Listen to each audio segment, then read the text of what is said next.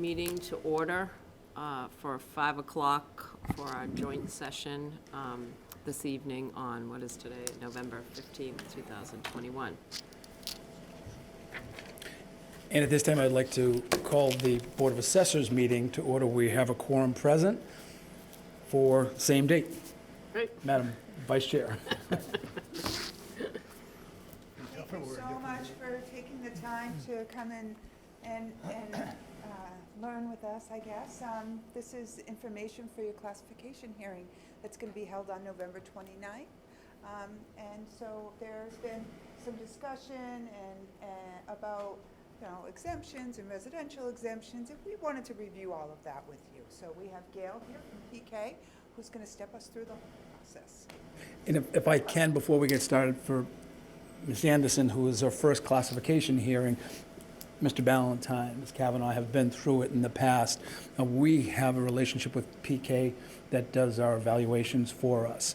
We, in essence, contract out with that work that we used to do in-house. And they're an excellent partner, have been an excellent partner with us for many, many years, have provided wealth of information not only to us as a board, but to the general public as well. And I've been sitting in, not in this chair, but as a member of the Board of Assessors now for 17 years and going through this process. And in 17 years, our recommendations have not changed. And at this point, I'll turn things over to Gail to tell one of the reasons why we haven't changed from that recommendation. Exactly right. So tonight you received two pieces of information, a thick one, which is basically the classification hearing packet. It's sort of a, we're using it as the outline first.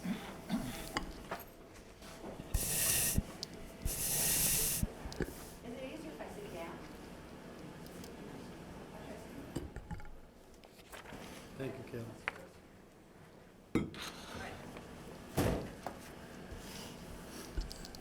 Is that better? Is this on? Okay, cool. So two packets, one single sheet, and the other is this is basically a draft. It is, for all intents and purposes, it is the classification hearing packet. It's a little bit presumptive because it says the Board of Assessors has voted to recommend the following options, and the Board of Assessors has yet to meet to discuss the following options because we're just going to that this evening. So it literally is a draft. It's not the real deal yet. But it is essentially what you'll be working from on the classification hearing. I won't be here, but I believe Carol and Richard will be shepherding that process for that evening. But I really want to start with the levy limit worksheet because this is kind of where it all begins with the levy limit as far as rate setting. I mean, actually, I should back that up one second because it actually begins with the setting of the valuations themselves that PK works on, the staff in the assessing office works on, going out, doing field review, qualifying sales, doing sales analysis. For every fiscal year, in this case, the upcoming fiscal year, the one we happen to be in at the moment, that started July 1st, 2021, which is fiscal year 22. Just to make it confusing, we have these fiscal years, start July 1st and June 30th the following year. You write a check and you don't know what year you're in.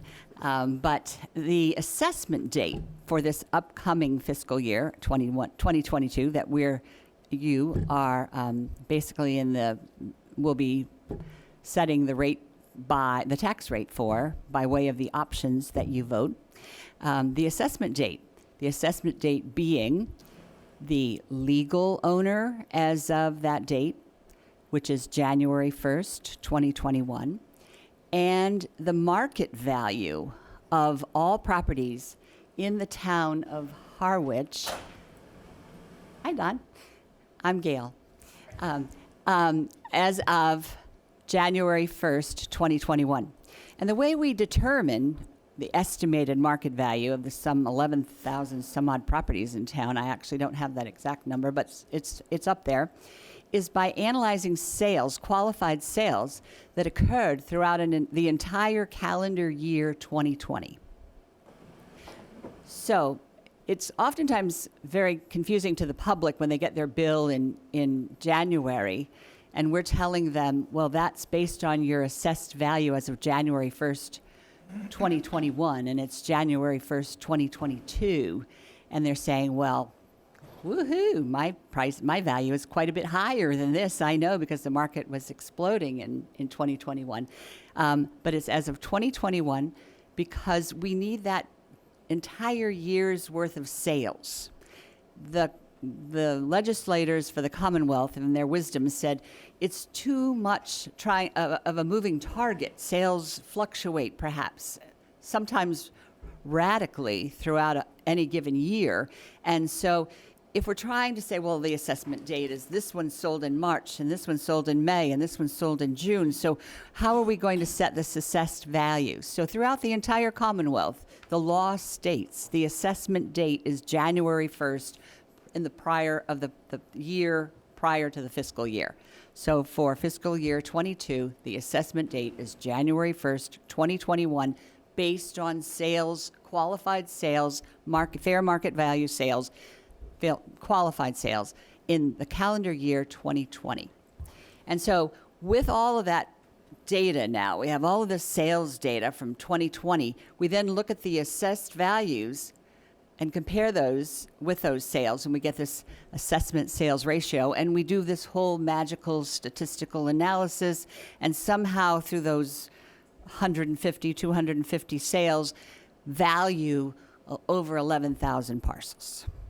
So that goes through a whole lot of gyrations and analysis from all different perspectives: style, age, size, lot size, location. And then it all goes to the Department of Revenue, is first reviewed by the Board of Assessors to just make sure that PK has done their due diligence, and they agree, based on the expertise, that is in fact accurate. It then goes to the Department of Revenue. Those values are then blessed, and that has occurred for fiscal year 2022. So that was step one. Step two. Gail, before you go on, you Yeah. keep mentioning qualified sales. What's a qualified sale? Willing buyer, willing seller. Arm's length. On the market, a market sale. It's listed with a real estate agent. It wasn't a private sale, no commissions involved. It was on the market, freely listed, willing buyer, willing seller.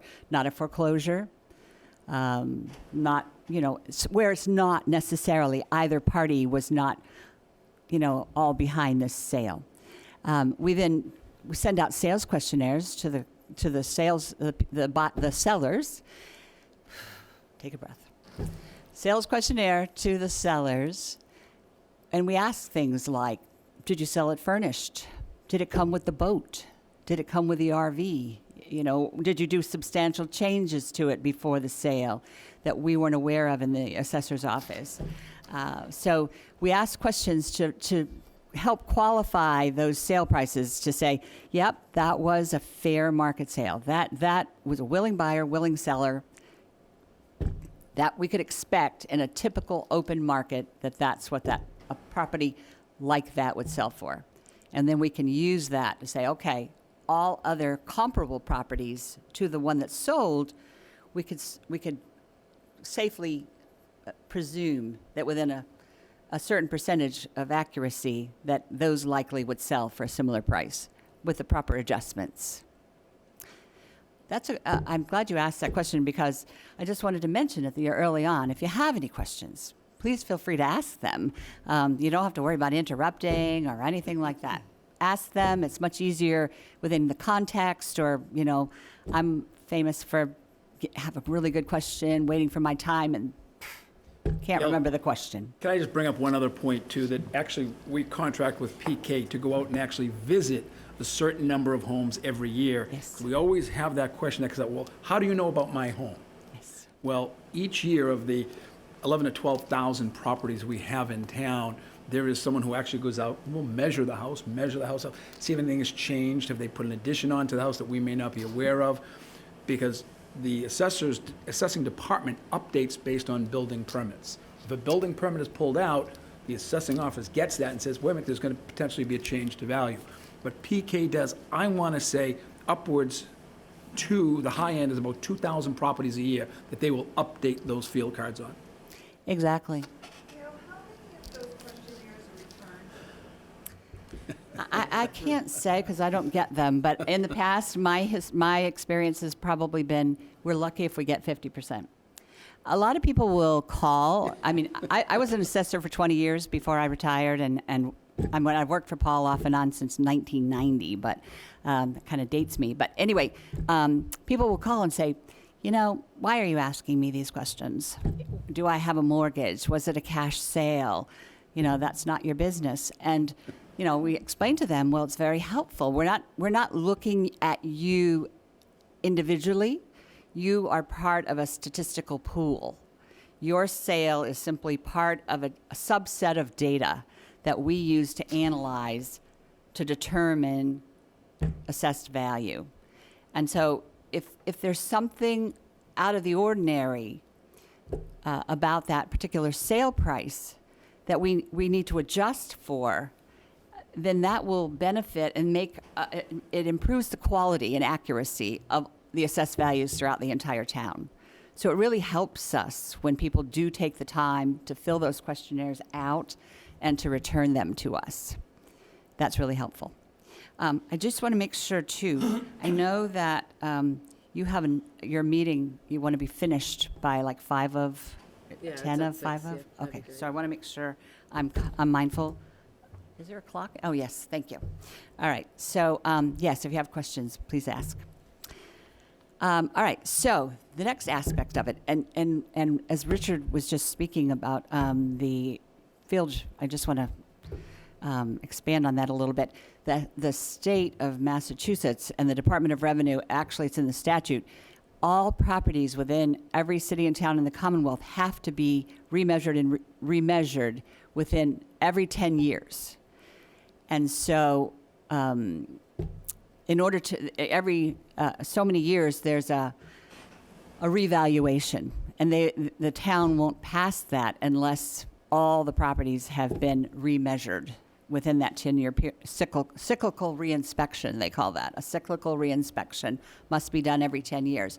Just because, you know, things happen and not everybody pulls a permit. And so the more accurate the data, if we're using this statistical information about sales and then we're applying that to all of these various properties, if this one's got a finished basement and we don't know about it, then they're not being assessed fairly. They're disproportionately assessed. That tax levy goes to somebody else. And so the more accurate the data, the more accurate the result, and the more fair the levy, the taxes. So the next component on this levy limit worksheet that I wanted to mention is new growth. That term, new growth. And as Richard mentioned, we get copies in the assessing office of building permits from the building department. And again, the legislature in their wisdom said, okay, actually, let me back up one step. Prop 2.5. Proposition 2.5 says that any city and town in the Commonwealth can increase its levy from maximum levy from the previous year by 2.5% plus new growth. Okay, what's new growth? So the Commonwealth, the legislature and the DOR said, okay, if we're going to limit cities and towns to 2.5% of their previous year's levy, that's kind of small because, I mean, you have inflation and salary increases and, you know, there's things that just increase in cost. So 2.5% isn't a whole lot. I'm sure Joe can attest to that. And it's not a whole lot of money to work with. And so they said, but people are oftentimes adding additions on. There's also new homes built in the town. New businesses come in.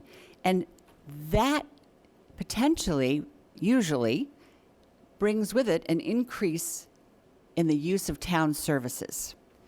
New homes might mean more children in school, might mean more use of police and fire, roads. It just increases the use of town services. And so they said, okay, not only will we allow you to increase your levy by 2.5%, we'll let it also grow with the dollar valuation of these additions and new homes.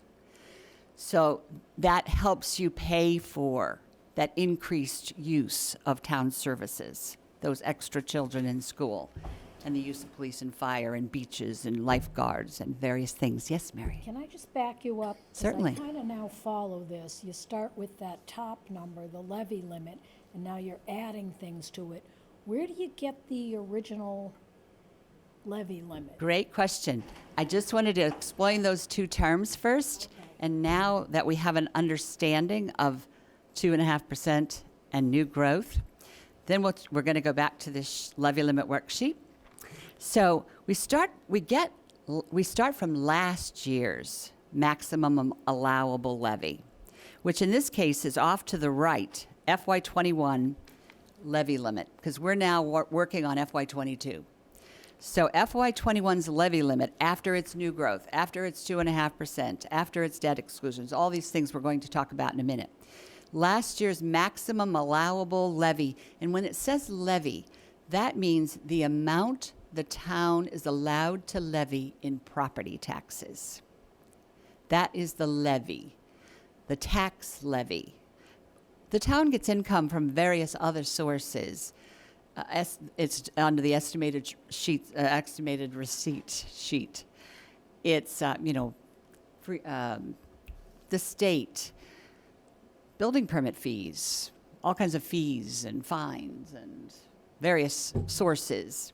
But this is strictly what we're talking about in the classification hearing is strictly the amount of income that the town receives from property taxes.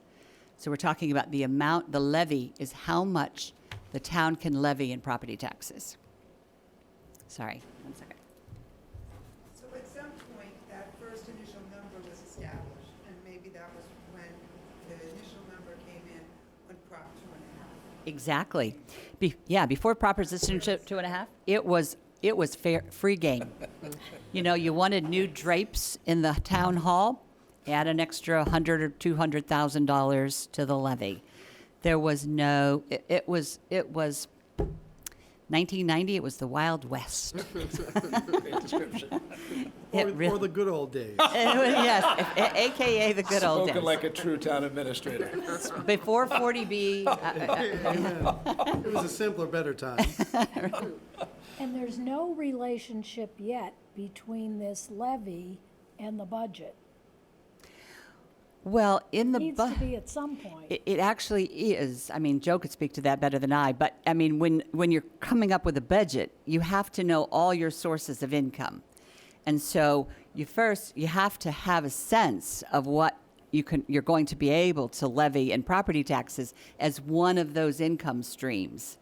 And then you look at other sources of income that you get, and then you know what you've got coming in, and then you know what you can have going out. Gotcha, thank you. That was perfect. Sources of uses is the spreadsheet that you're familiar with that Carol produces for us. It's that one page that tells us everything.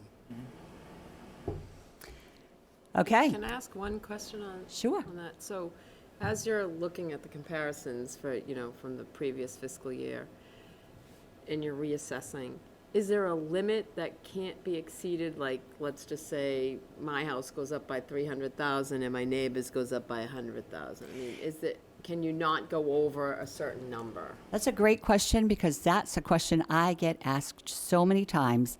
And it's basically a misunderstanding of Proposition 2.5. I get a lot of people think that Proposition 2.5 says either their assessed value can't go up by more than 2.5%, or some people think their tax bill can't go up by more than 2.5%. Neither one is true. Right. Because it's very possible the market could just go bonkers. I mean, your assessed value should be tracking the market. And Proposition 2.5 has no bearing on that. No one says, well, the market's only going to go up by 2.5% this year. So there's no limit. No, and there's a great opportunity to say that you cannot raise taxes based on an increase in valuation. Okay. because there was corresponding drop in the actual tax rate as the value limit to the town increases. We're in an increasing market. Values are increasing. I think this is interesting, wait till next year. But then there has to be a corresponding decrease in the actual tax rate. You cannot change what you can tax based on the The numbers assessed value. going up. Correct, the valuation of the town. I think Say that's that again, exactly what Richard. the document is going to show you. Yeah, yeah. Okay. Right, The circumstances as they are. right. But that's a really good, I'm sorry, Mary, you have a question? Can you just say that again? The valuation of the town, the valuation of all property, Just going up. correct, requires a corresponding drop in the tax rate. You cannot raise the levy limit nor taxes based on an increase in valuation of the town. Right, Got it. right. Thank you. I like to explain that by A times B equals C. So what, we're gonna, as we work our way down this sheet, we will ultimately come to the maximum levy for the town. That's it. The town can only levy a certain amount of money in property taxes. No ifs, ands, or buts. That's it. Capped because of Prop 2.5. Prop 2.5 caps that maximum allowable levy. So if you know you can only levy a certain amount, so the way you levy that is by multiplying the total valuation of the town, which we just talked about that a bit ago. PK went out, did the sales analysis, blah, blah, blah, went to the DOR, went to the board, went to the DOR blessed. We now know, and in the classification hearing packet, I will tell you about it, but it's on one of your pages. Doesn't matter, we won't go there right this second, but it's like 59 million or something. Actually, no, it's up, it's like 7 billion. It's up there. Hold on, while we're here, let's look this number up. It is, we might as well be accurate. Yeah. While we're here, I'm trying to make sure we get out of here in time for your next meeting, because we have other things to talk about. Nope, not yet. It's not that one. It is on page, it looks like this. It's on one of the back sides of one of your pages towards the end, and it's this grid. It looks like this. It's the first page of the recap. First page of the recap. Did everybody find it? Okay, so see where it says valuation by class, right? The middle column, column D, at the very bottom. It says the total valuation of the entire town is $6,736,510,770. So actually, this is the A times B equals C on this levy limit worksheet. So you can see the total valuation by class is your A. You multiply that then by the rate of 812, that's if no options are voted. The total maximum levy then is $54,700,467. So that rate is simply determined by dividing the total value by the total levy. The rate is just an automatic calculation. A times B equals C. It's interesting, I'm always asked why our tax rate is higher than Chatham. What's wrong with Harwich? Well, that's because look at the Because their value, valuation- the total value in Their Chatham. valuation's a lot higher, so you got to pay attention to the absolute number, not the rate. Exactly. And we'll talk about that as far as like the average single-family tax bill. That's, when the push comes to shove, that's what it is. If you look at the average single-family value by that rate, and then you see how much the total average tax bill in a single-family home in Harwich is compared to Chatham, you realize that the rate really is just a factor. So as Richard was suggesting, so as those, in a booming market then, the more those values rise, the levy is fixed. You can't make any more money. You can only levy that maximum allowable levy. That number is fixed. So therefore, the only number that can give is the rate. So as those values go up, the rate has to come down, so you're still only levying the same amount of money. In 2008, 2009, when the market prices started tumbling, the numbers started coming down. That number was the same, so the rate had to shoot up to compensate for those lower values. So people go, oh boy, the market's really rising. I'm going to get creamed in my tax bill this year. Not necessarily so. If the levy kind of is sort of consistently rising, you know, there's not a huge debt exclusion, there's just kind of a consistent rise to it, then your taxes go up a certain amount, several, based on your average single-family residential value. You know, it might be $100, $150 a year. It's a gentle rise. It's a great point, because a lot of taxpayers ask every year the same question. Well, if that's all limited, how come taxes are going up? Budget is based on town meeting action. And we are restricted, as you can see, by the legislature, of what we can and cannot do. The tax rate has to be done in a certain manner. If there is additional spending, if there are overrides, we have nothing to do with that. That is spending that's authorized by town meeting. So we, in our role as a Board of Assessors and with the town and the accounting department, we do nothing for that spending. That is strictly an issue of town meeting.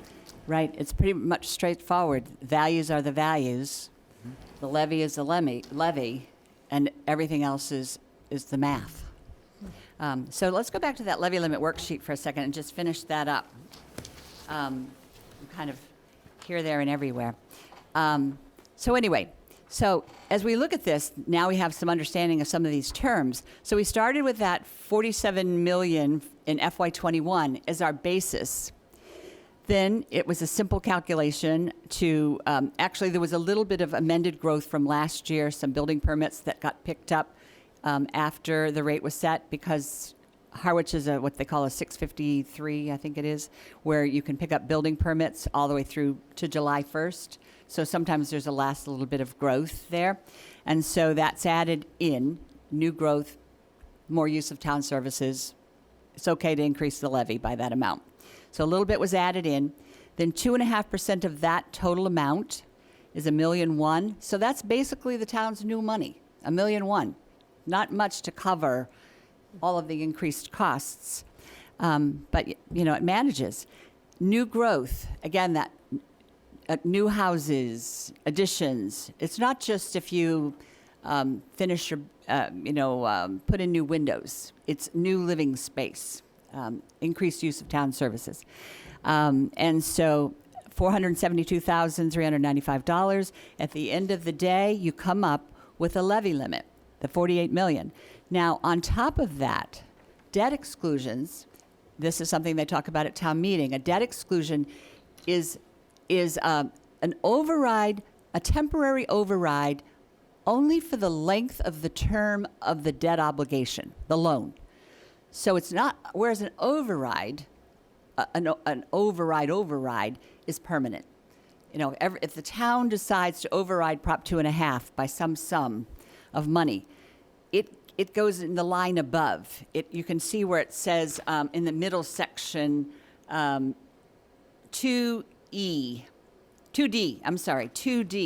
So that goes up above. That's a permanent increase in the levy, is an override. A debt exclusion is a temporary override of the levy. Once that debt is paid for, it falls away. Most towns will come up with another project to replace it and keep that nice level levy limit. But if that debt exclusion amount stays sort of consistent, then you get that nice gradual rise in taxes without any this rocky up and down thing. One other item that is allowed to be added to the levy limit is basically our county tax for the Cape Cod Commission. Each year, the town receives a bill from them, and so the town doesn't, in this case, it's just over $250,000. It's $253,000. And so rather than putting that onto the backs of the taxpayer, well, actually, not allowing the town to spend that in its budget, it goes on to the tax levy. It's basically like a county tax. And so that also is added into the maximum allowable levy. And then, so that makes this year's maximum allowable levy $54,749,434. And that's what you see reflected on the, that recap sheet. I don't know if you still are turned to that page, the recap sheet. So you see that it's, because our currency has 2 pennies, we never get exactly to that number. The tax rate is only 2 pennies. And so to keep from going over that levy limit, our levy actually is $54,700,467. So before I go on now, so that's, I just wanted you to understand that a little bit, because that's probably something that you get asked more often than not. What is Proposition 2.5, and how does that work, and how does that translate in regards to assessing and assessed values and tax bills?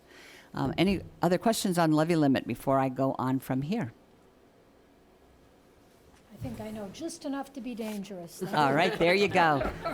We like that. Yeah, We have really wonderful members of your Board of Assessors, so they can consult with I you know that. as you, if you get a little confused after the Yeah, fact. the only comment I want to make is that you keep hearing about the DOR, the development. We have to make sure that we do it right, because they're looking over our shoulder, and if we don't do it right, then we don't get a tax rate. That's exactly right. And I keep talking about the DOR. It's the Department of Revenue. It's one of the branches of the Commonwealth. They're in Boston. And they oversee everything from finances. Oh, there's the Department of Revenue, and then there's the what's the Division of Local Services. And do they oversee your free cash and Bureau of Local Accounts? BLA? No? Okay. There's a lot of very intelligent people in Boston who oversee all the finances of the cities and towns. And they make sure that the taxpayers' monies are spent properly, correctly, and budgets are done properly and correctly, and valuations are done fairly and equitably. That's their mantra, fairly and equitably. Actually, it's stated in the law. It's the guideline for every single assessor in the entire state, fairly and equitably. And that's what we try to make sure we do. All right, so back to this, starting now with this classification hearing packet that you'll be seeing on November 29th. And this is sort of just an introductory letter, and we'll go over these various options as we talk about it. And I've written this in various formats over the years, so I sort of give a little bit of synopsis on the first page, and then we go into the explanation of it. But here I understand that oftentimes you vote these, you make these motions in one fell swoop. You don't vote them individually. You kind of go through. So I've also put it on the back of the packet with a wording for the motions, so that you can vote them sequentially without doing it one at a time. I'm not sure. That's my understanding. Some towns do it differently. They'll do an explanation of it, then they vote it, then they do an explanation of the next one, and they vote it. But I thought I heard you do it all together in all motions. I'm not sure. Anyway, it's there for both ways, however you like to do it. That's why it's there. And just as a reminder, the Board of Assessors makes a recommendation to the Board of the Selectmen. Correct. They actually make the motion and vote on the motion. All we can do as a board is make our recommendation. Absolutely. But you're right, this has been our standard motion in the past. Cool. So, as I said, we're kind of, this is a workshop, so this isn't the hearing, and the Board of Assessors hasn't met, but this says the Board of Assessors has met, and these are their recommendations. So I apologize to the Board of Assessors for being... We'll be meeting after the workshop is completed. So. All right. So, but historically, this has been their recommendations. These have been their recommendations. So the first one is a residential factor of 1. So all of the various options that you're voting this evening are defined in the statutes. And in the statutes, instead of saying we vote a tax rate of $8.12, because that's just a mathematical calculation, what you're voting for is whether or not everyone in the whole town is going to pay one tax rate or 2. One of the options before you, that will be before you on the 29th, is whether or not to shift, first option, the residential factor. One of the options is to take a portion of the residential levy. So I should have that recap sheet separate, but the amount of money that would have been raised simply by the residential class, your single-family homes, your multis, your vacant land, residential vacant land, all of the properties that are assessed as residential, and taking a portion of that, those tax dollars that they would be obligated to pay, that portion of the levy that would be broken out and dispersed amongst that class.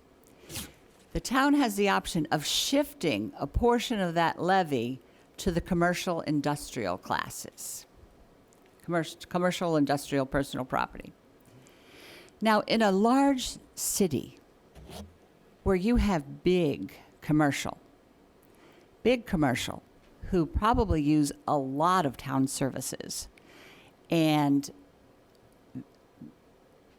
drive prices up and costs up, it oftentimes makes sense to say, well, the little town taxpayers are paying a huge amount for their portion of the levy. Perhaps it warrants this shift. In the town of Harwich, the residential class is almost 93% of the levy. The commercial industrial personal property portion of the levy is only about 7%. And so, actually, we're going to talk about this as we talk about this. This is on, let me show you where that is. I should have put this. Yeah, that page there. I should have put this together. I'm sorry. I didn't do it. Where is that? The shaded page. Yeah, that's the residential. Rip it apart and keep it out separately. Yeah, that's the resident, yes, that's the residential exemption. I'm looking for my rate shift. Oh, Oh, the rate shift is. yeah. Where was that rate shift? I'm sorry. It's- It's on the Yeah. back side. Yeah. Yeah, it says at the top, classification, Harwich FY22 tax classification analysis. Sorry, I should have, No problem. I did it, sort of did the little synopsis. It's on the back side of there. It says Harwich FY22 tax classification analysis. So towards the bottom of that page, there's this table 2, shows the rate shift. Yeah, it looks, Page 4. yes, it looks like this. Yeah, it's on the back side. About halfway down, it says on the rate shift. So when you actually vote, if you voted to not split the rate, shifting a portion of the tax burden to the commercial industrial class, you would vote a residential factor of 1. That multiplies that value, the total taxable value, by 1, which stays the same number. And so that way, there's one rate. So if you had no shift, the estimated tax rate would be $8.12 per $1,000 worth of value. With just simply a 5% shift from the residential class to the commercial industrial class, it basically reduces the residential rate by 3 cents, but it increases the commercial industrial rate by 41 cents. There's just too hefty of a load and too small of a class, the commercial industrial class, to try to shift this tiniest relief from one to the other. The other one is like, it's just, when you have such, back in the day, the Department of Revenue used to suggest that a city or town would have at least 25% of the total value of the town made up by the commercial industrial class before you begin considering. And Gail, a split rate. Share with the board if you would. And that does not apply to every residential property. There's a break-even point on a shift. Okay, so that's a residential Okay. exemption. Okay, all right, that's okay. Yeah. So this is just the residential factor. This is whether to shift the tax rate from the residential to the commercial industrial.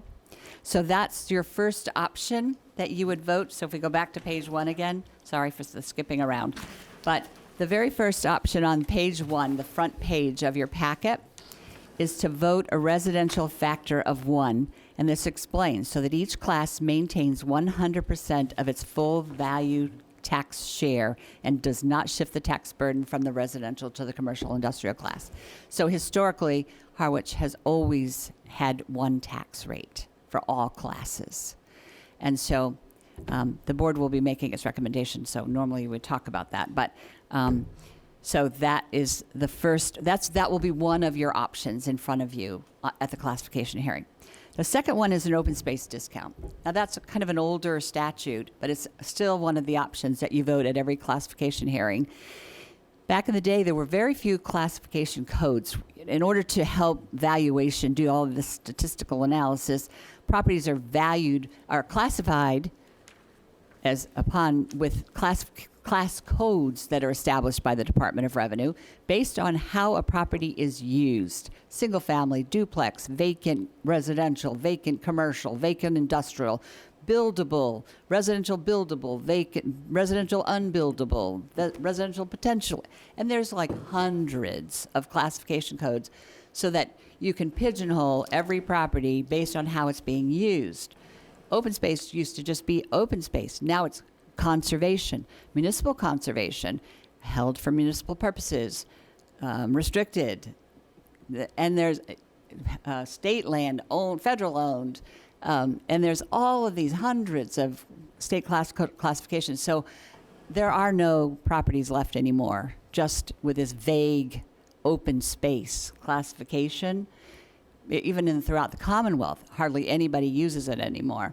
So because there is no land in Harwich classified as open space, creating an open space discount in value is a moot point. And so therefore, historically, the board has voted not to grant an open space discount. It doesn't do anything.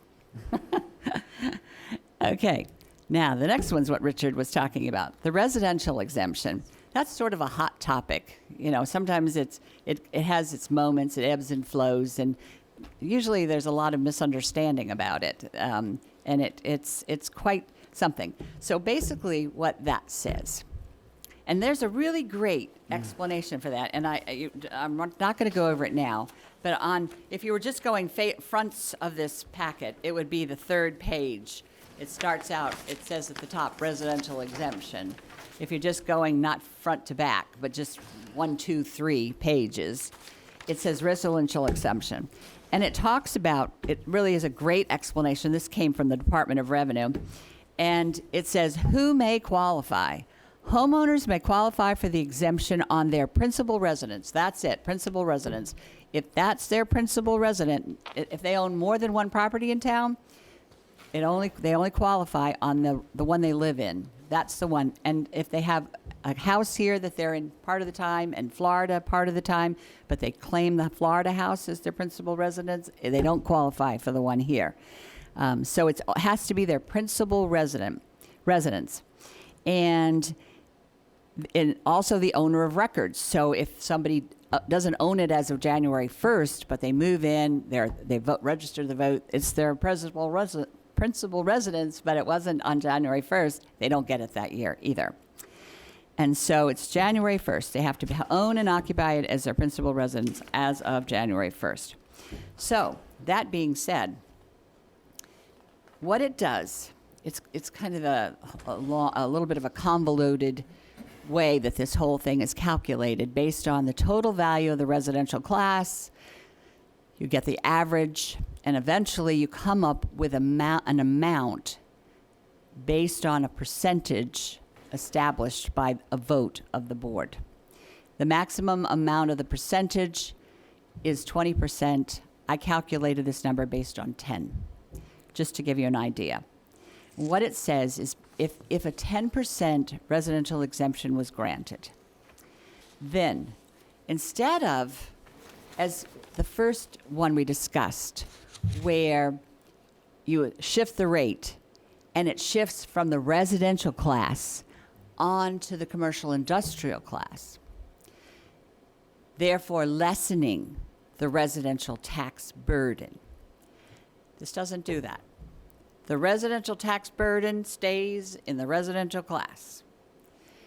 It instead shifts from taxpayers whose real estate is their principal residence to those that it is not their principal residence.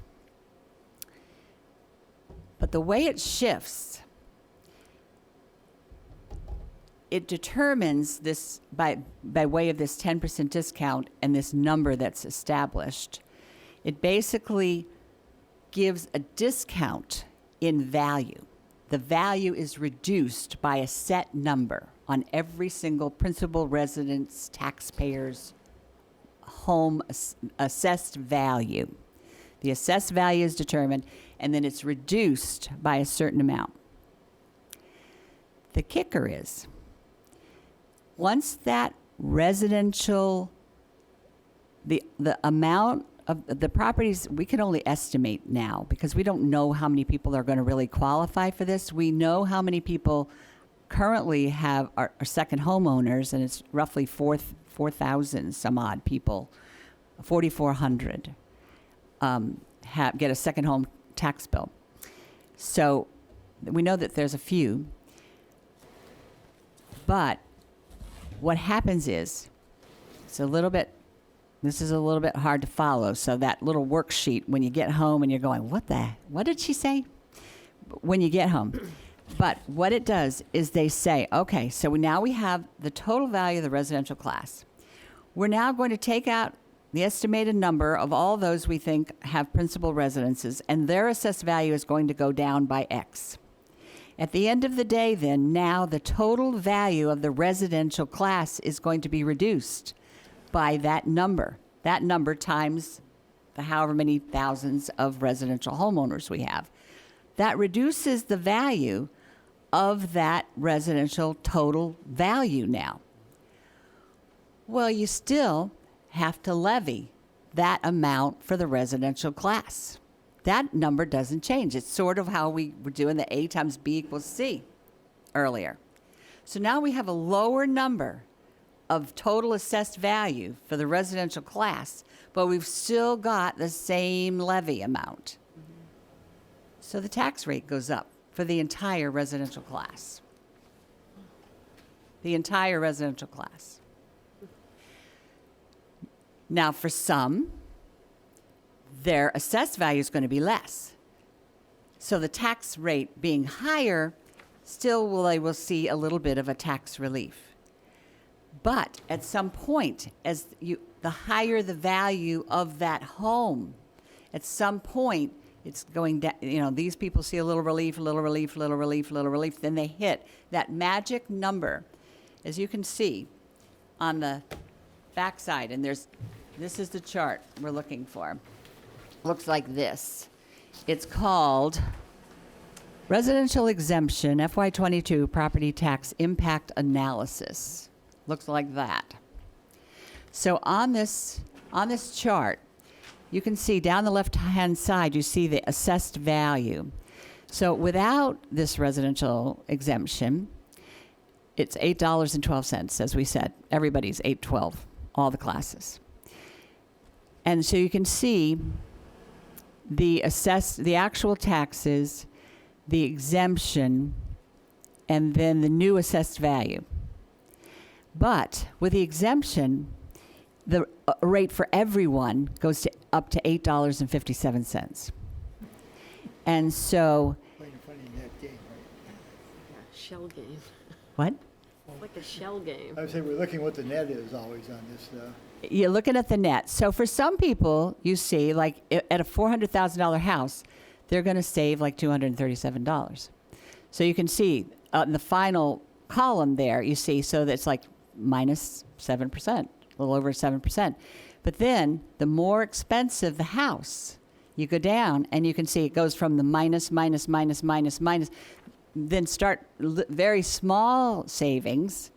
And then right at about $950,000 of assessed value, it goes the other way. And then they start people, and these are residents of the town. It's their principal resident. But because now the tax rate is higher, they're not now going to pay more in taxes than they would have without the exemption. So those in lower valued homes get a small reduction. Gail, right here is where you need to add the next factor. How many homes, residential homes in Harwich, are valued more than $950,000? Almost 1,000. Oh, okay. 1,000 out of, what'd you say, 1,100, 11,000? 4,000. Oh, that's total. Total properties. Yeah, I don't know. I have that that number. 92% of that, Yeah. 92.6% of that. 1,000. So So- they wouldn't be getting any kind of a break at all. They would pay more. So instead of a residential exemption, it should really be called a limited residential exemption. Right. And then the other aspect of it is the administrative aspect, because every, Mind you, just the two staff members immediately, their Yeah. ears went up I know. immediately when you said that. and they haven't heard about it yet, so there wasn't the loud groan. I mean, so they're not quite familiar yet with it yet. But one of the requirements is that you can't just say, well, it's your primary residence, it's your principal resident. We don't know. So the state requires a form be completed. Every homeowner has to bring in a form to document that this is, in fact, their principal residence. It takes a while to get everyone to comply. I've heard of many towns who have said there's a lot of pushback. People will say, I live here. I have lived here my whole life. I am not going to fill out your form. We can't give them the exemption. And so then they come in after the fact and they want an abatement, and they're entitled to it because if they fill out the form after, then they would get an abatement. But then your overlay starts skyrocketing because you have Becomes a disaster. it at the beginning. It can be an administrative nightmare, and then people come in and fill out their form and say, okay, I'm going to get my residential exemption, and their tax bill is higher than it would have been had they not had the residential exemption. And it creates a lot of issues. It sounds really good. Can you talk a little about like two-family and residential homes that have like accessory dwelling units or apartments? They would all be taxed. They're all part of if they're residential properties, they would all pay the higher tax rate. Are they eligible for the exemption? It has to be the person's primary residence, so you can't really break that down. If it's a multifamily and they live in one of the units, it's my understanding that would not qualify because it's not their principal residence. It has to be their principal residence. And just as our time is getting close to 5:55. Oh, my goodness, I'm sorry. Yes, okay. If we could, just to open it up, if there are questions from the Board of Selectmen, because once we're done with the workshop, Bruce and I will be meeting again to make the formal recommendation that we will bring before you on the 29th. And Ms. Anderson, this is you're the newest member of the board, and I know we've had previous discussions on residential exemption. Is there anything, and Gail has been great. She's been wonderful helping us out during this time.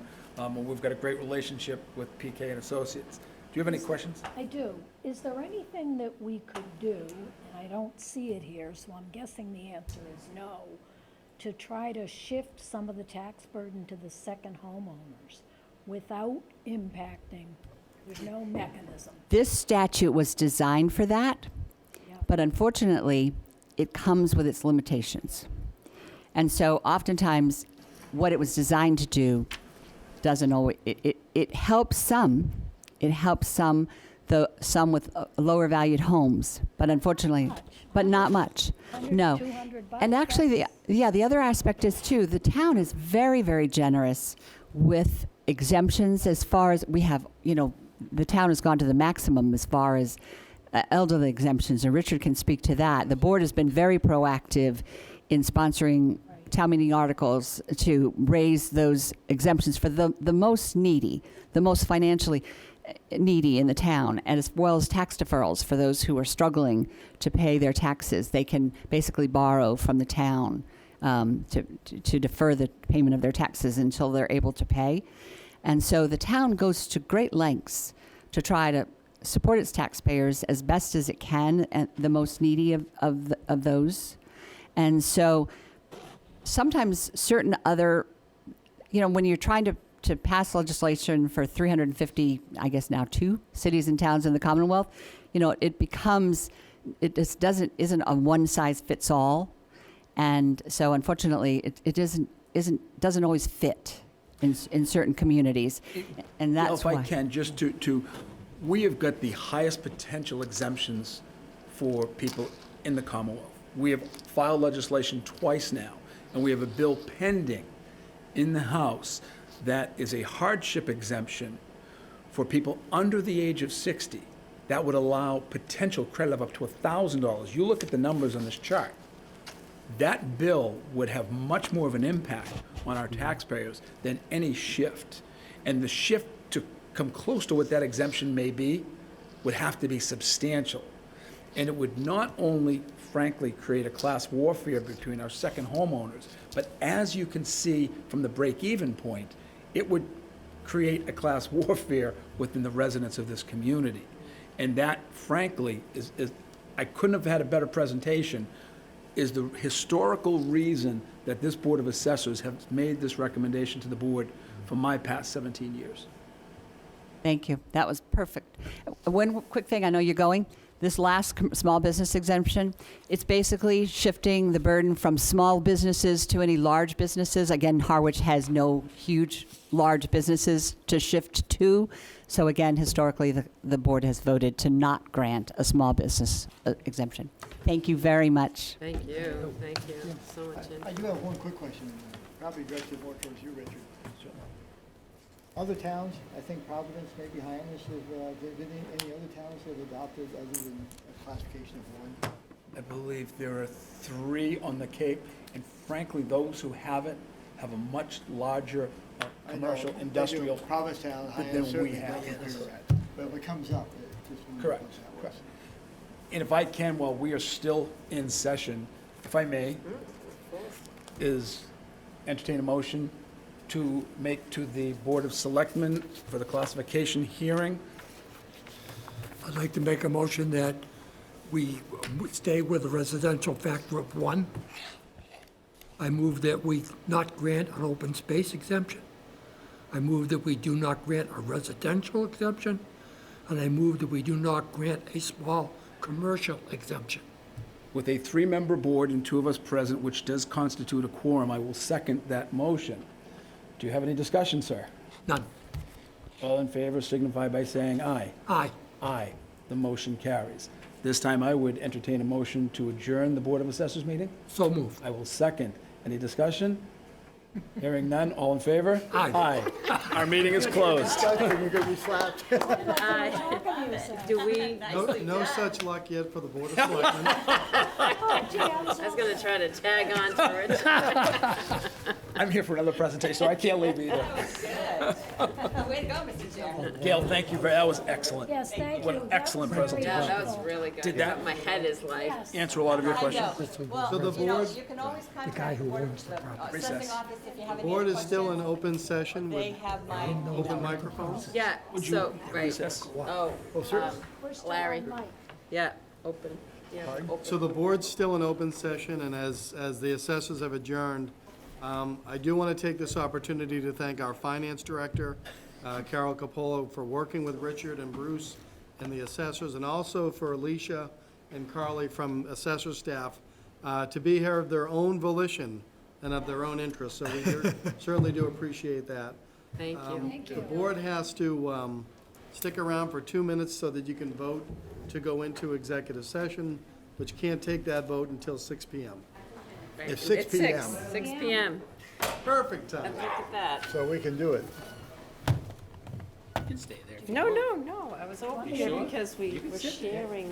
No, I slid down here Shall I because, make the motion to go into executive? Yep, thank you. please. I move that we go into executive session to discuss 3 items. Your agenda. First, pursuant to Mass General Law, Chapter 30A, Section 21A3, to discuss with respect to collective bargaining for all town unions if an open session would have a detrimental effect on the town's bargaining position, and the chair so declares.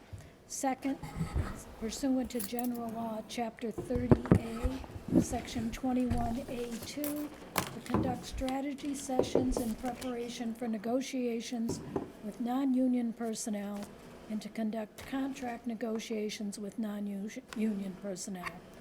Third, pursuant to Mass General Law, Chapter 30A, Section 21-6, to consider the purchase, exchange, lease, or value of real property if the chair declares that an open meeting may have a detrimental effect on the negotiating position. Moved and seconded to go into executive session. Roll call vote. Larry? Aye. Julie? Aye. Mary? Aye. Don? And I am an aye.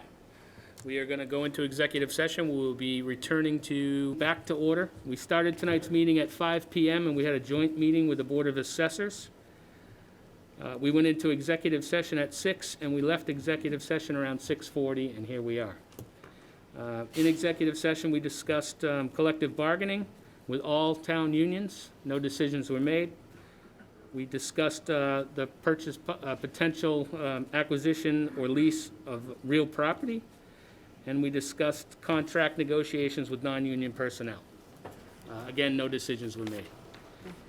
Tonight on the agenda is the topic, and it's Old Business D. We are not taking that up tonight. It's merging the bikeways and traffic safety. Julie is still working on that, so we will not be talking about that tonight. With that, would you please join me for the Pledge of Allegiance? I pledge allegiance to the flag of the United States of America and to the republic for which it stands, one nation, under God, indivisible, with liberty and justice for all.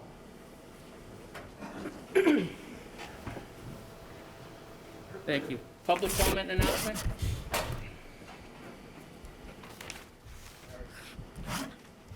Good evening, Cindy Williams, Executive Director of the Harwich Chamber. I put in front of each of you, Mr. Powers, I took yours because I needed a sample to show. Once again, we have a new thing for our business members. Small Business Saturday is next Saturday, November 27th. Starting this week, you can pick up your booklet. Caleb, I don't know if I'm showing it where I'm supposed to, but this is what the booklet looks like. We're encouraging people to visit 6 or more of these businesses that are in here. Attach your receipts, just like we did with Restaurant Month, and then bring it back to the chamber, and you'll get entered into a drawing. And the prize is a huge laundry basket of all kinds of items from these businesses that are participating. And then I will be back in front of you. I can't believe I'm saying this, but Christmas in Harwich is December 3rd through the 5th. I'll be back in front of you for our event permit next week. Thank you. Thank you.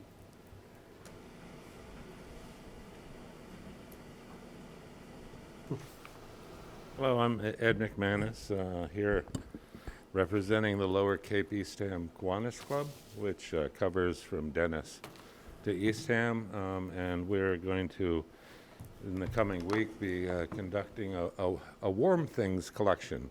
Warm coats, socks, mittens, hats, gloves, sweaters. We're asking people to donate new or gently used items, clean items. We'll be collecting them at both of the lobby at the police and fire headquarters on Sisson Road, and the police station, the fire station out on Route 39, at the Seal Pub in Harwich Center, at Murphy's General Store on 28 in Harwichport, and out at the Eastham Town Hall. asking folks, it'll begin this Wednesday and run through Thanksgiving. So if you're out and around and have a few old coats that we all wind up getting coats and wear them twice and deciding that it doesn't really fit or isn't our style. Any of those sorts of things we'd love to have. We'll be distributing them to the Council of Churches Hands of Hope Pantry, the Family Pantry, and Lower Cape Outreach for distribution to those in need. We did this last year on a sock and mitten drive and to great results, and we expanded it this year to include coats and sweaters. And we urge everybody who go through their closets and pull out things that fit the bill and donate them. Thank you. Thank you, Ed. Anyone else for public comment and announcement? Can I get the consent agenda? I move that we vote to approve the consent agenda, which includes the resignation of Elizabeth Watkins from the Treasure Chest Committee, approving the chair to sign 3 fire department employee step increases per contract, voting to accept the grant to the Harwich Fire Department from the Meta Center 5, Inc., Brewster, Chatham, Eastham, Harwich, Orleans Emergency Medical Service, MCV BCEHO EMS Fund of the Cape Cod Foundation in the amount of $1,321.65 to be used for Stop the Bleed kits. And last, to approve the Assistant Town Administrator's recommendation to grant permission to NSTAR Company doing business as Eversource Energy for the purpose to install 40 feet plus or minus of 1 foot 3 inch conduit under the public road. The purpose of this construction would be to provide new underground service to 12 Seabreeze Avenue, Harwich, as indicated on plan number 6266931. 51? Plan 6266951. Moved and seconded to approve the consent agenda as read. Any discussion? Just one comment, and to thank Elizabeth Watkins for her time on the Treasure Chest Committee. She was on for quite some time, and I had a lot of great conversations with her. All in favor? Aye. Aye. New business annual committee meetings, and we will start with the Board of Health. Anyone from the Board of Health for the annual committee meeting?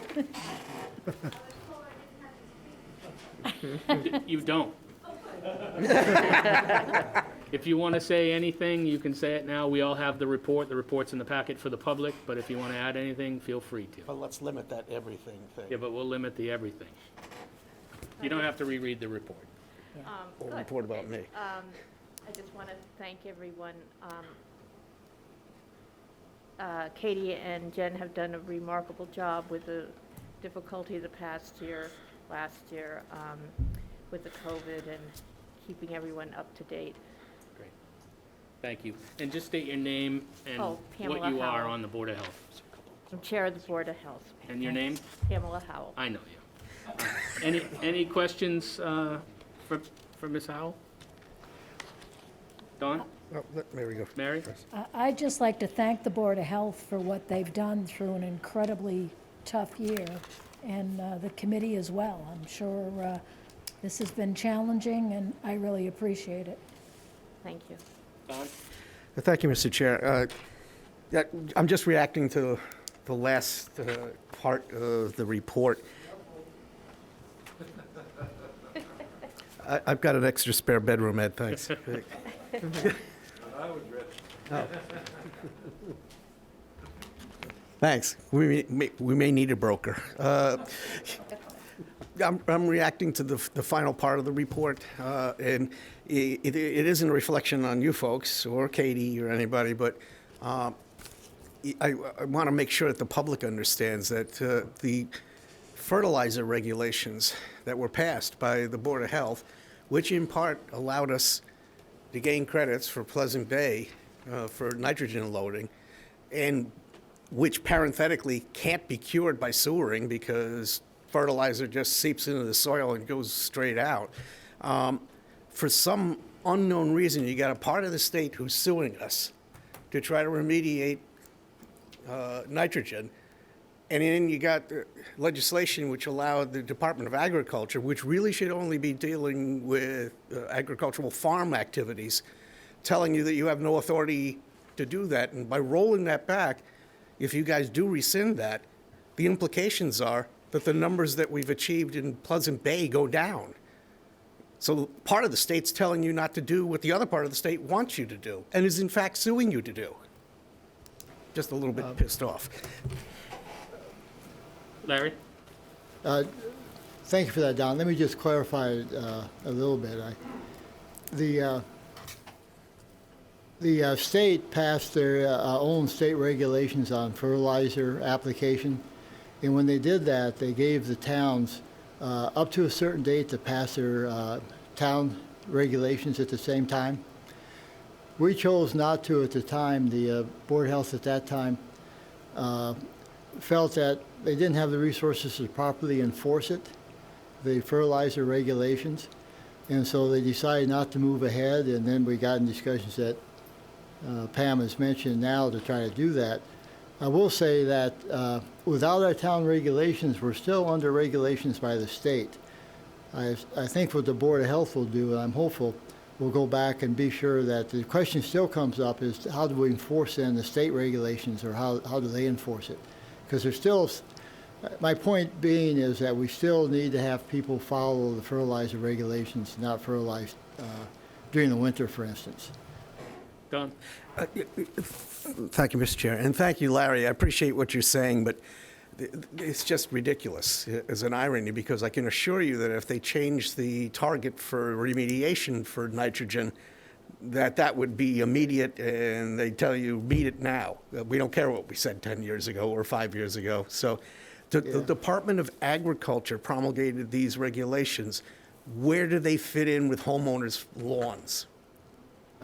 Well, I'm not going to debate it now. It's, my hope, they do fit in the same, homeowners fall into that way they wrote them. I do agree, though, I felt that the state would leave us alone if we moved ahead, because we just strengthened our own town regulations. And I was surprised when that didn't happen. Thank you, Larry. Anyone else? All set? Sandy McClarty, could we pass a bylaw at town meeting to get credits for this nitrogen? I understand regulations are different than bylaws. Would that be another way at doing the same thing? I'll make a note of that, Sandy, and we'll bring it up. Yeah. All right, anyone from the Community Center Facilities Committee? Hi, I'm Angelina Rainio Chilaka, and our chair could not be here tonight, so you're stuck with me. Anyway, you do have our report that was sent to you, and you also have our newsletter that was out there that was wonderfully done by Carolyn. I'm just going to give you some of the quick highlights very quickly. In terms of the passports, over 135 new passports were given out this year, in addition to the 122 renewals. Also, we were able to bring back the Cranberry Harvest Festival, special town meeting, Halloween events. Upcoming events that are coming is Letters to Santa, the town band is coming back. Lastly, I just wanted to mention quickly, what's great is that there are more hours that are open at the community center. So right now it's going from Mondays 6 to 6, Tuesdays through Friday 6 to 9, and Saturday from 8 to 4.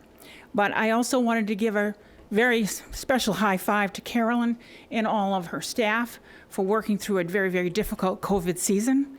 And this is from a personal note. I really believe that the community center and the schools are the diamonds of your town, and that should be heavily, heavily highlighted throughout the year. So thank you very much. Thank you. Any questions from the board? Go ahead. Oh, go ahead. I didn't comment on the Board of Health, but we have, I seem to be a liaison on these committees tonight. And they all three do a remarkable job. It's just an example of working together. And I will say too that the committees work across too, talk to each other, be sure they're doing actions in harmony with others. And so, great job to all. Thank you, Larry. Anyone else? Okay, we're on to the Council on Aging.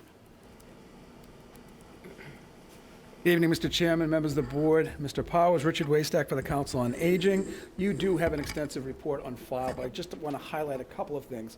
First and foremost, the mission of the Council on Aging is to support and advocate for older adults, their families, and caregivers in our community.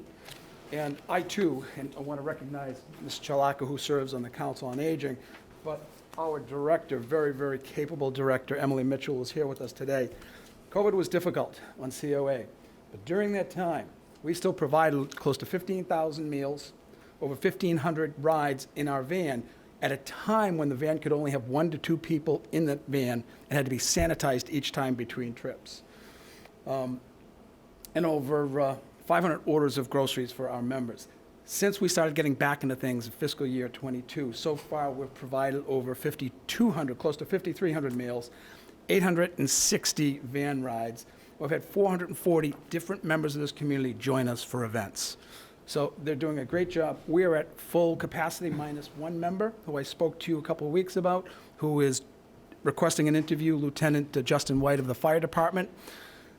Would bring us to full capacity. We have all been duly sworn in and have taken our ethics training. And happy to answer any questions, Mr. Chairman. Thank you, Richard. Mary? No questions, but I just concur that, that the Council on Aging is amazing with everything they do, so thank you. You want to stand up? Don, anything? No, I echo what Mary said. Great job. Julie? I think that the Council on Aging does a fantastic job, and I think in particular during COVID, you were really truly a lifeline to so many residents and so important. So thank you for your hard work. Larry? Yeah, I fully agree. Especially, I think what concerns us all, particularly during the pandemic, are finding those people that are not getting out and around. I know that's a top priority, and it's been hurt by not having some of the meals programs that is now coming on full board.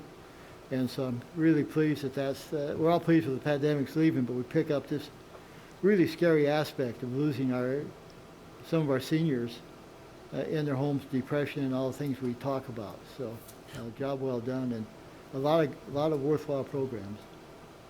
The issue of COVID impacted our seniors dramatically.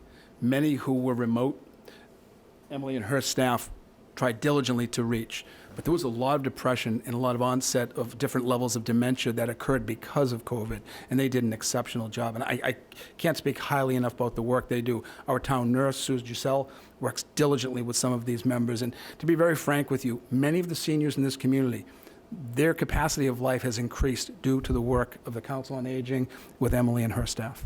That's it, Mr. Chairman. Yep. Great job. Thank you. Thank you, Emily. Town Administrator, B is yours. Thank you, Mr. Chairman. Good evening to you, members of the board, folks assembled here and folks watching at home.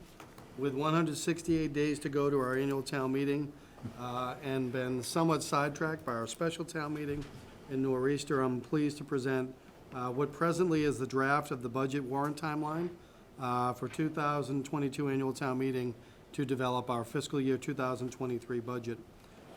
As you can see there, as I've done in years past, we've got a number of deliverable dates and target dates. What I want to highlight are the ones that are directed by governance documents. Traditionally, that would be our charter, some general bylaws, or in the instance of our education, regional agreements that the town has. So the first thing I want to do is self-report. You can look at, when you look at the first governance items there, I am behind on the current financial assessment, and as such, you folks are behind on your budget message.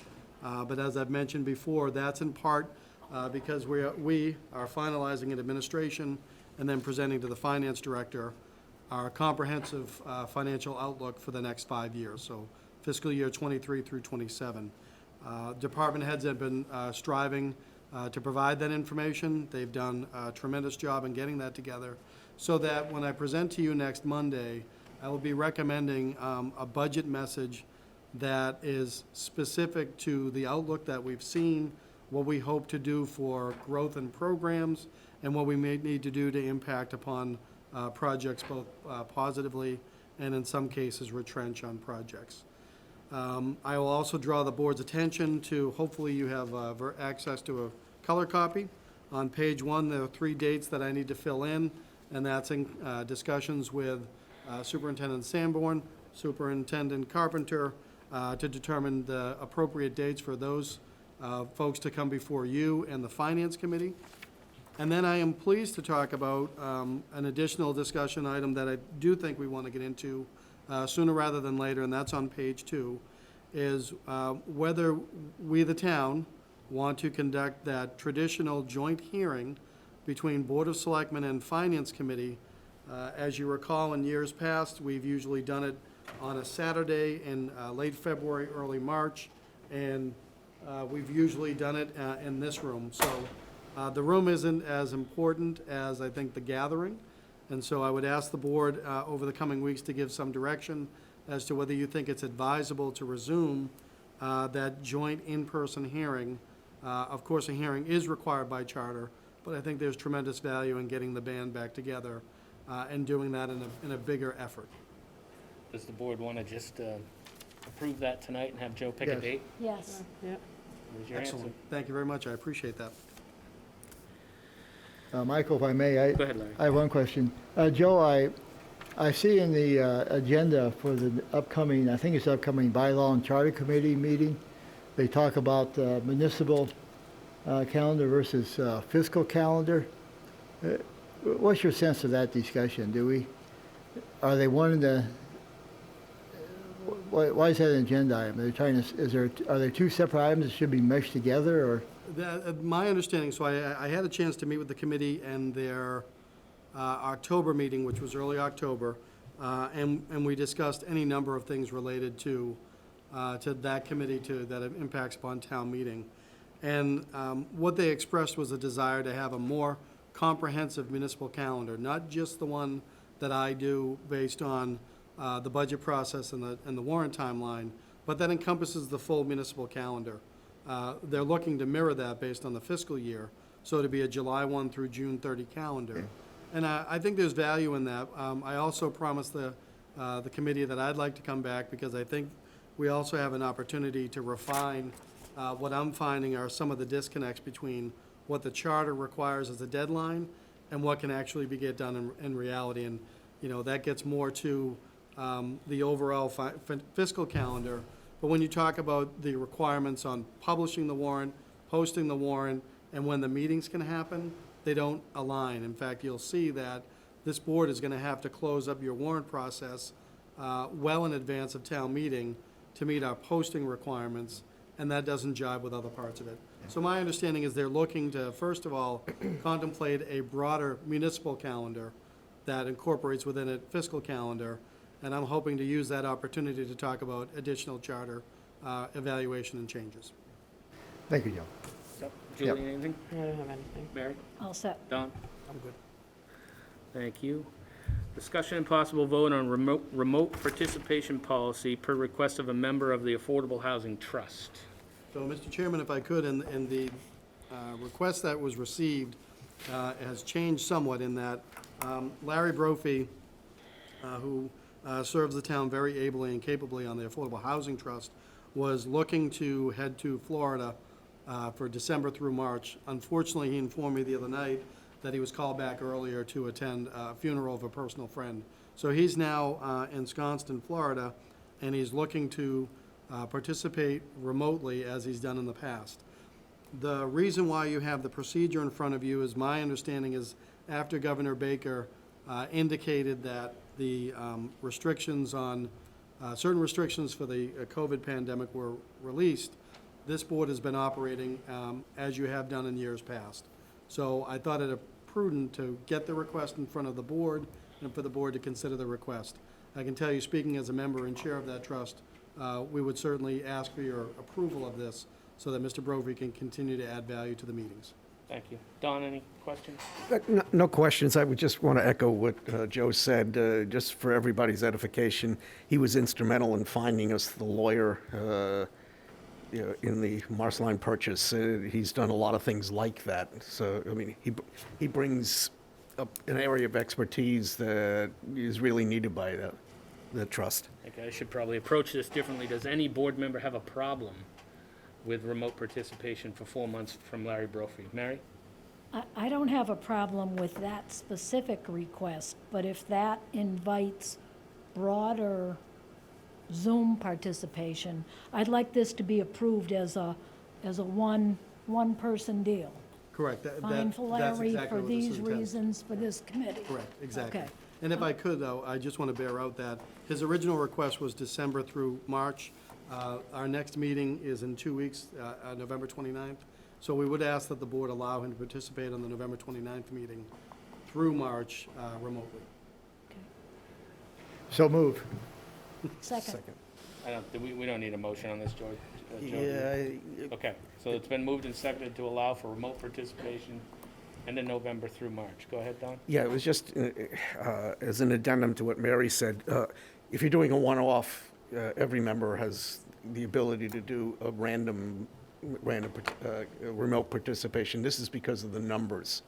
Okay. So we do have to actually physically allow them by vote. Past years, we've approved one of the members of the planning board, past 2 years, I believe. Yeah. So, But we rarely do this. This isn't like something we give out. any further discussion? Julie? I do think that, that there's probably more of a ability to do that based on the past year. So, and I also think where we talk about extensively not having enough people on certain committees and such, I think we should look at being able to do that more often. I don't really think there's a reason to limit it. I mean, companies survived over the last year by meeting remotely and being engaged. So I just think that should be a broader discussion. It might help fill some committees as well. So that'd be my take on it. Joe? You all set? I totally agree, and we're looking to get a better platform other than GoToMeeting.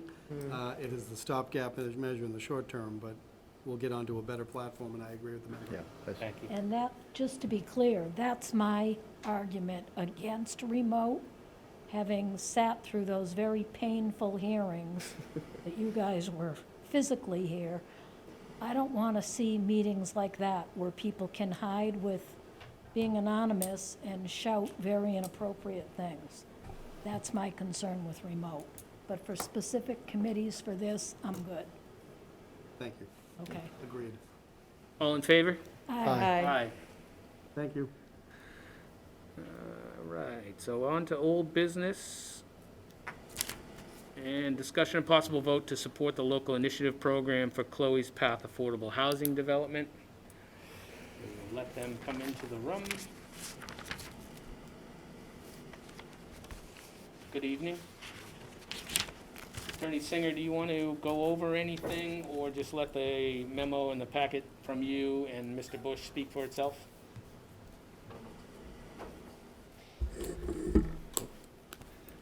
Thank you, Mr. Chairman. For the record, Andrew Singer, attorney in Dennisport, here on behalf of the applicant. We are here. Principally, if you have, we appreciate all your time. If you have questions, we are happy to answer any of them. The memo that we submitted, we attempted to, as we've been doing all along, to provide you with answers as best we can, with some proposed conditions that we attempted to respond to comments and provide some additional information to you that we heard. This is, as you know, at this stage, it's a voluntary process. We came to you asking if it's something you would consider entertaining, and we have appreciated your time. We look forward to your vote. We hope you do support it. If you have questions about anything that we provided, we'd be happy to go through them in more detail, but there are things in there specifically about increased affordability and no rental, no Airbnb, those types of rentals that we put into that memo, and some others in there as well. Thank you. Thank you. Open it up to the board, and I will start with Larry. Questions for them or comments based on the material you received? I do appreciate some of your input in terms of lights, in terms of borders around the property. I was, concern was expressed on traffic going back and forth at Forest. Drive. One thing you probably can't answer tonight, but I'd be interested in the comment on net nitrogen load, net zero nitrogen load.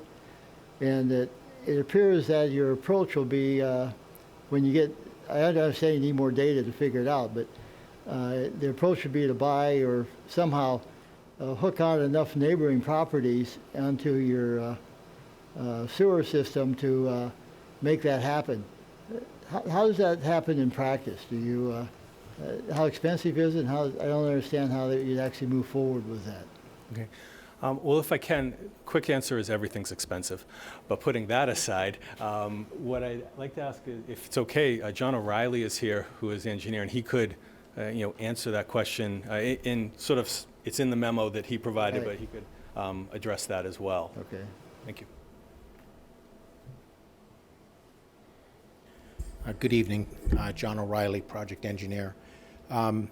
Basically, how the DEP looks at it is, if we can remove nitrogen from the embayment of which the wastewater treatment plant will discharge into, that's the goal. And you would find any property that was in that embayment that either had a failing system, wanted a circumstance that wanted denitrification, and it would be basically taking a standard Title V septic system or a failed septic system and upgrading it and introducing some innovative treatment to that to lower the nitrogen. Okay. Yeah, that part I got. I was just trying to figure out how you do that in practice. It can be, you'd have to survey the homes and then yeah, there would be offer, some sort and of then offer to pay for an upgrade of some IA system or something of that kind. So. Exactly. Yep. There would be a canvassing of the area and trying to find out When you what options consider are. that, is there some budget number that would make that not possible? That's certainly not a question for me.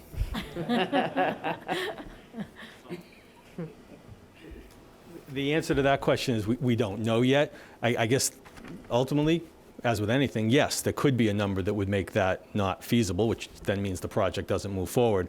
But until all of that survey work that was in John's memo, until all of that is done in conjunction with the DEP, which takes many, many months, we just don't know. But we know what we have to do. So, Michael, if I may, to the point that if we did vote to approve this, one of the benefits to the town would be to negotiate a written agreement that you'd have to follow. So that would be one of the agreement items, that if we don't meet net zero, it falls apart? Absolutely. And whether or not you put that in any agreement we have with you for a LIP, that's still reality. Because because this project is more than 10,000 gallons per day of flow, it requires the discharge permit from DEP. Their requirement is a mandatory no net new nitrogen, as Mr. O'Reilly just said. So yes, we can put it, absolutely happy to put it in an agreement with you. It'll be in the Board of Appeals comprehensive permit decision, and it'll be a requirement of DEP. Just one last question, and I'll move on. One of the comments that we've gotten over and over again in the many emails has been the lack of community discussion. What's your sense? Have you had a chance to meet with the neighbors and the abutters to talk over their concerns?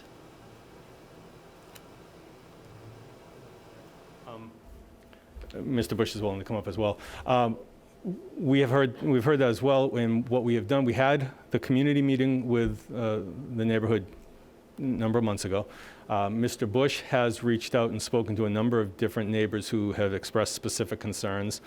We have as I wrote in the letter, we have every intention of continuing community outreach. We're open to hear letters, comments, phone calls, whatever people want to send to us. And if there is a ability to meet, we're happy to meet. The concern we had is that, a lot of the questions that you've heard for a community meeting are, cut the property density in half, and things that just, as I wrote in the letter, respectfully, just don't work for the project. Meetings to discuss lighting, fencing, landscaping, no rentals, concerns about all of those issues, absolutely.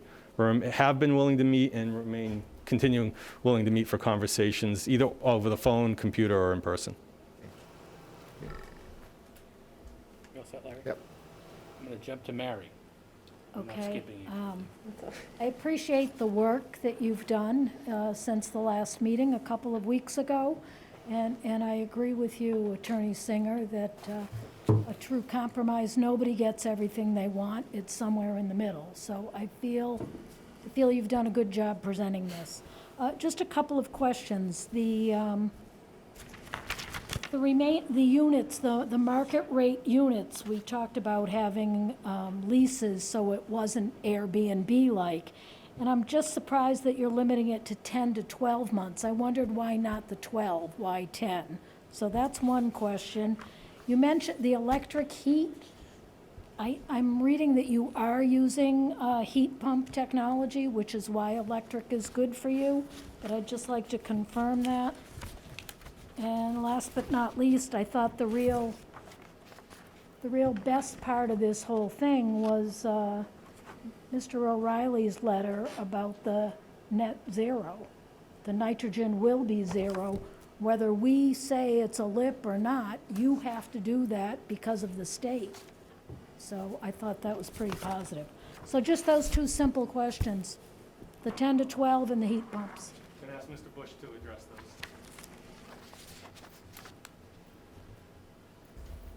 those? Mr. Chairman and members, thanks for your time. Appreciate it. So Mary, relative to the 10-month lease, 10 to 12 months, that's really just for timing for when people move in. There's usually a seasonality to lease up so that we try to get our leases to come due at a time when there's the most rental demand. So the best example of that, for instance, is in Boston, where there are a lot of universities. The leases all come due in September 1st. If you don't rent by September 1st, there's not as much demand, so there's very little availability. So it's try to get in market sync, so that if we were to have someone who rented kind of out of sync and we thought that it would be better to put them into a 10-month lease, or sometimes we do usually between 9 and 16 months, just to get that timing into place there. So we just wanted to give ourselves a little flexibility instead of just having a straight 12-month lease. But the intent of that is that there would be no short-term Airbnb-style rentals. Does that answer your question? That one, And then as far as the electric heat, I think people who are my age or thereabouts remember electric heat as being kind of an energy, bad guy back in the day when there was radiant baseboard heat, and it was very costly and it was not very effective. The newest heating technology, the best heating technology in residential applications are electric heat pumps. And they're very efficient, they're very cost effective, but most importantly, they're not dependent on fossil fuels. So if you heat with oil or you heat with gas, you have to use oil or gas to create heat in that space.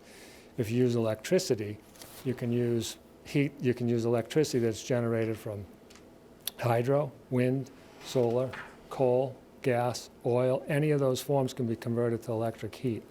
And there's actually an article in the Cape Cod Times in the last week about the Mass Saves Energy program going all to electric heat for energy rebates, because everything else is irresponsible relative to fossil fuels. We've used this for the last 4 or 5 years almost exclusively in new buildings. It's very effective. I have it in my own home. Heat and cools really well, and we really think it's a responsible choice. And then I don't think the net zero thing was a question, it was just a comment, right? right, thank you. Right, thank you. Thank you. I'm all set. Julie? So I would first of all like to thank you very much for all the work you put in from the comments from last time, and I certainly, appreciate your ability to offer additional 8 workforce units.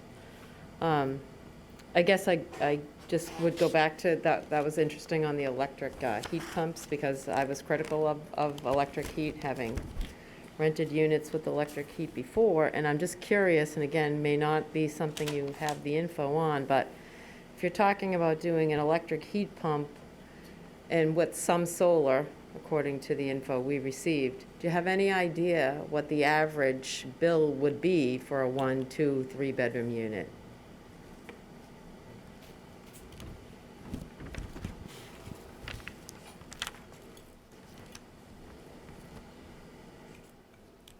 I don't know exactly what they'll be at this property, but I would guess that the worst electric bill and the coldest heating month is probably, for a two-bedroom unit, probably around a couple $100 a month. But it would run significantly, so that's electricity, heat, as well, and probably significantly less, most of the year, certainly in the shoulder seasons, and then depending on how much you ran the air conditioning. So- I can say that we have not ever had anybody move out of any of the buildings, and that's probably at least 300 or 400 units at this point in time because of that heating technology. So it's like I said, it's very efficient, it's very cost effective. But on that note, this would be your first development on the Cape, is that right? Or is that wrong? Right, Is it that is. right? But this would be the lowest heating load of any project we have in terms of how you size your systems. So It's warmer here. I think that's great news. The only thing I would point out is that here on the Cape, our electric rates, we don't have the bargaining power, in terms of off-Cape. Right. And so at one point, we were second to Hawaii. So that's why I have concerns over that. Because I have concerns over the rental rates plus that kind of expense. But thank you for the clarification, because I have learned a lot about electric heat pumps, actually in the last couple of weeks. So I appreciate that information. Yeah. I guess my only other question broadly, and I did mention this before, is, I have concerns with the number of units, and I understand from marketing points and capital points that you need to have your unit numbers, so it doesn't seem like there's any flexibility there. I do appreciate the additional 8 units, but I also have questions, as I've mentioned, on the parking before and the underground, and I understand it's certainly a great thing to have, and it's probably great to use for marketing. But, is there any consideration to losing that parking underground and looking for a variance on parking so that you lower the height of that building? Because some of the info listed in the packet that talked about the height, talked about what, it's 53 feet, I think it is, right? 53 feet, and then it's mentioned that it's similar in height to the fire station and police station, which is like 40 feet.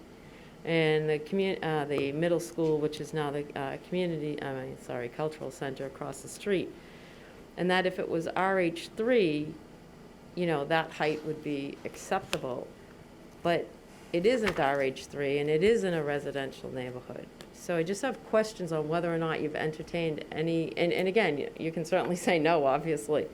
Is there any discussion on lowering the height of the building and losing the underground parking and maybe have that first floor be graded for walkouts? Just a question. Yeah, so when you say graded to walkouts, that typically implies like a basement that would walk out. That building is actually, that site is lends itself to parking under, because the back side of the building would be above grade at the parking level, but underground at the first floor level.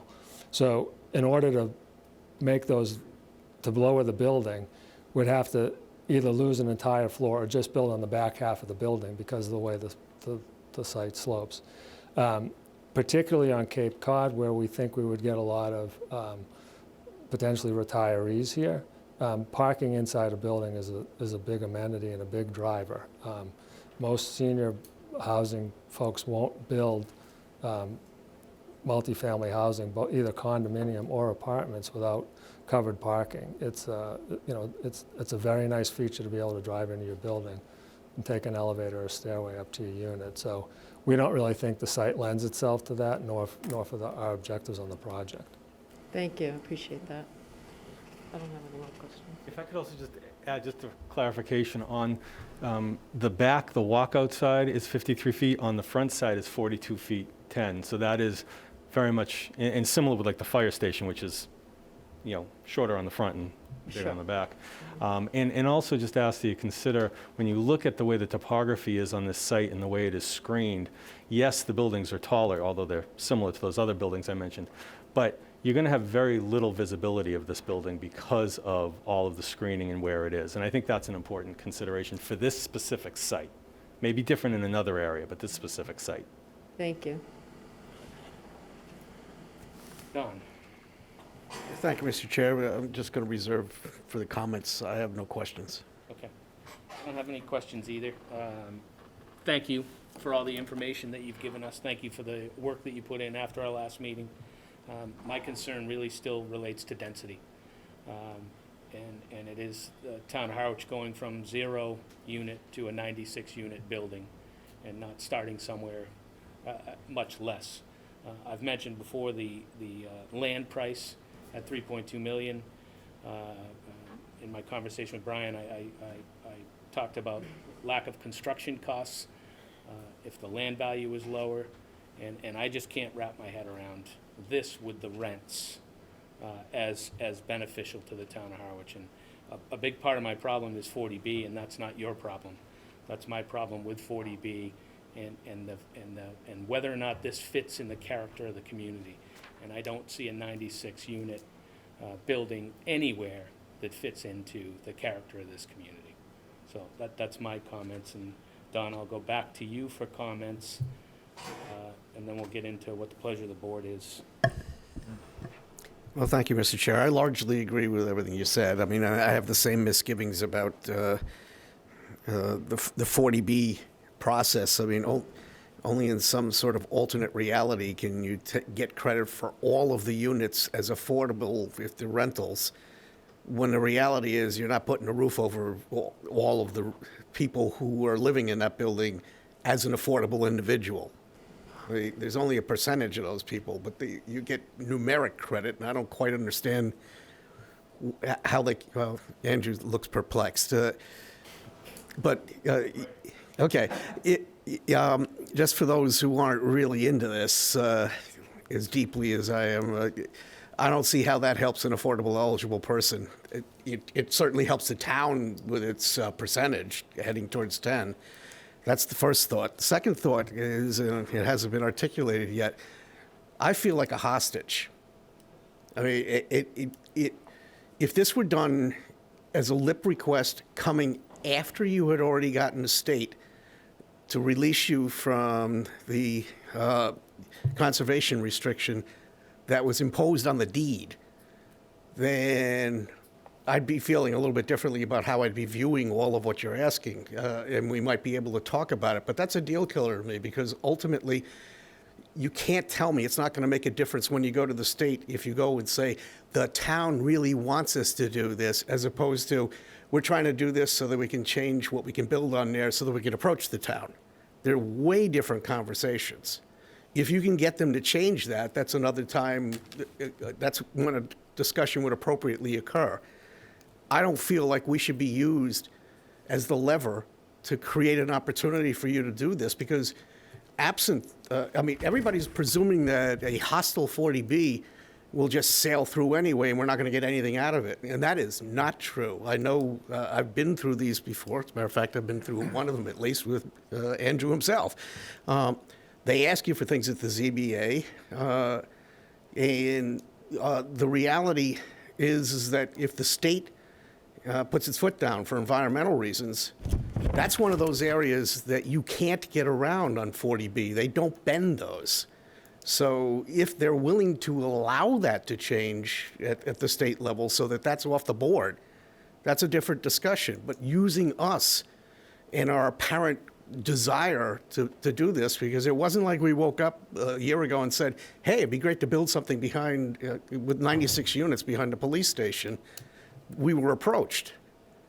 But we were approached by you folks without the actual ability to build that. And I don't want to be complicit with creating that opportunity for you unless you can go and get them to change it. So that's where I'm coming from. Mayor, any further comments before we get into it? The bottom line for me is this has got 24, and I don't have those numbers like Don does, but 24 at the low end of affordability, and you've added 8 more, which to me are still sort of affordable, and then the rest market rate. And I think it's worth that to have that many units in the town. I think you've addressed the environmental issues, and I think we need houses. We need them now. The other thing this addresses is the cost is your burden. It's not ours. So I'm I'm very much in favor of this proposal. I think it's a good step forward, and it's not their fault that the law says it all counts as affordable. Whoever made up that law is goofy, but that's the law. So again, I think I said it last month. You can't chase the perfect and overlook the good. There's a lot of good here, and I'm in favor. Thank you, Mary. Julie? I don't, I struggle with this, as I said from the beginning, because I certainly agree that we need housing and we need it desperately. But as I said from the beginning, I struggle very much so with the rents, and I appreciate the 24 units and the additional 8 workforce units.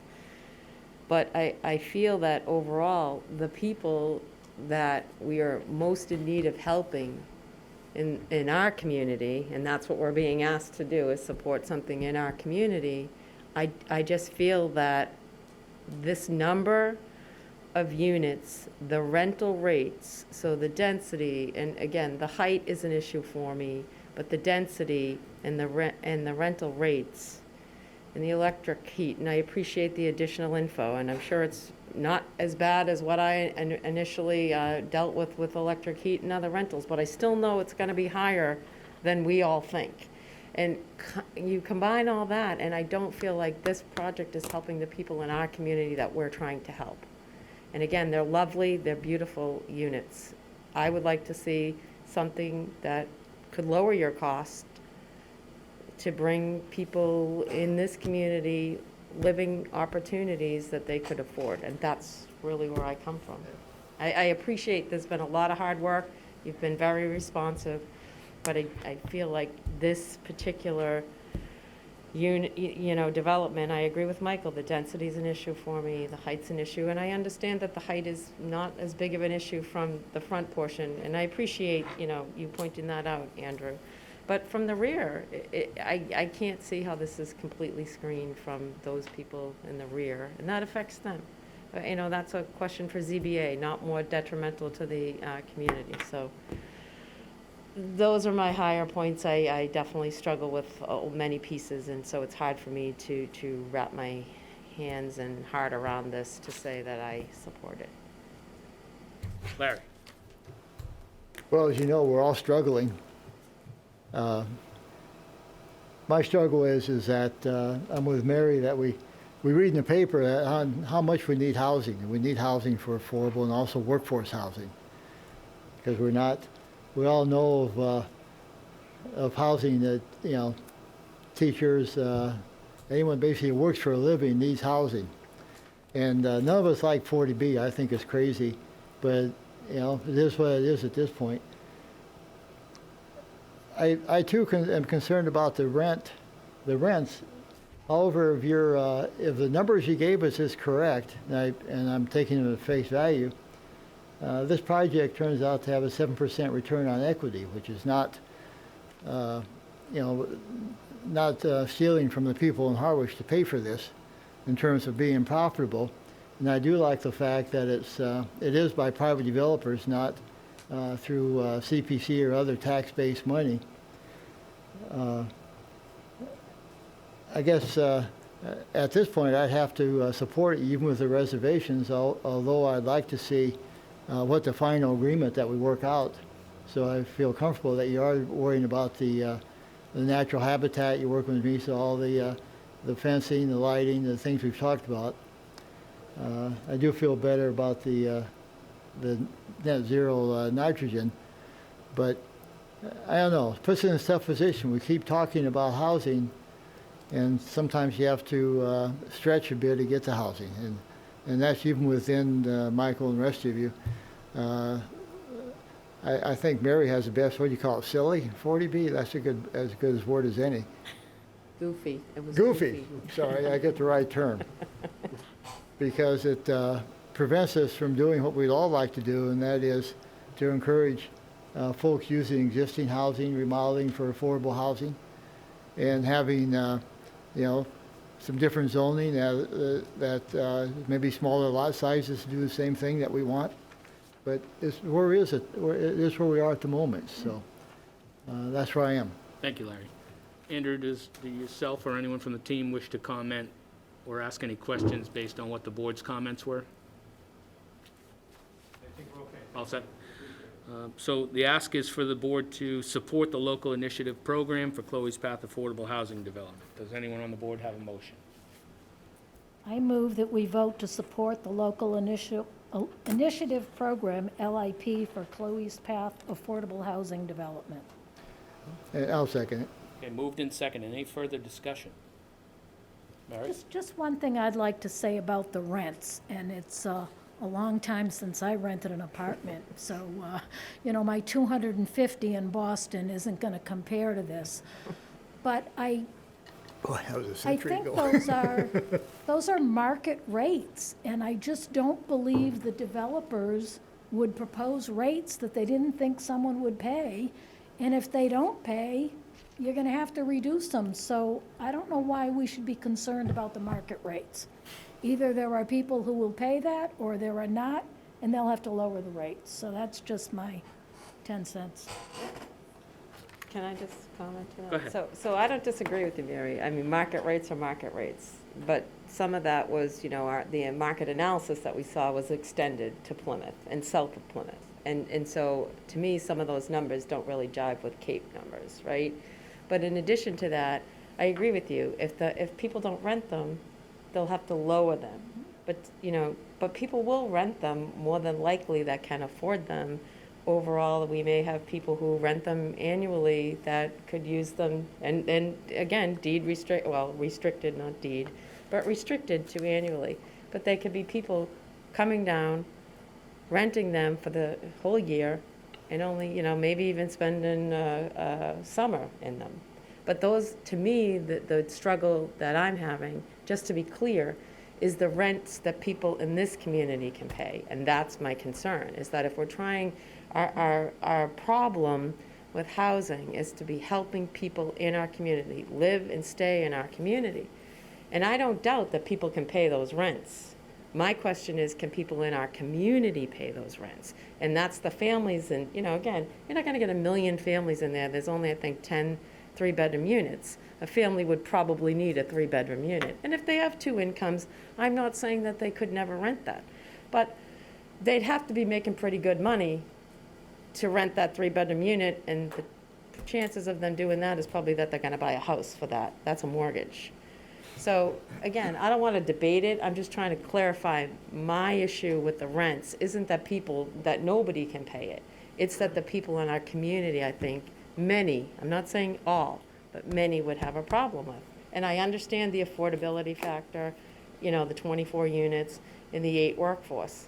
But we still have 96 units that many in our community, I don't believe, can afford those rents. And that's just my clarification on my stance on the rents. Thank you, Julie. Attorney Singer?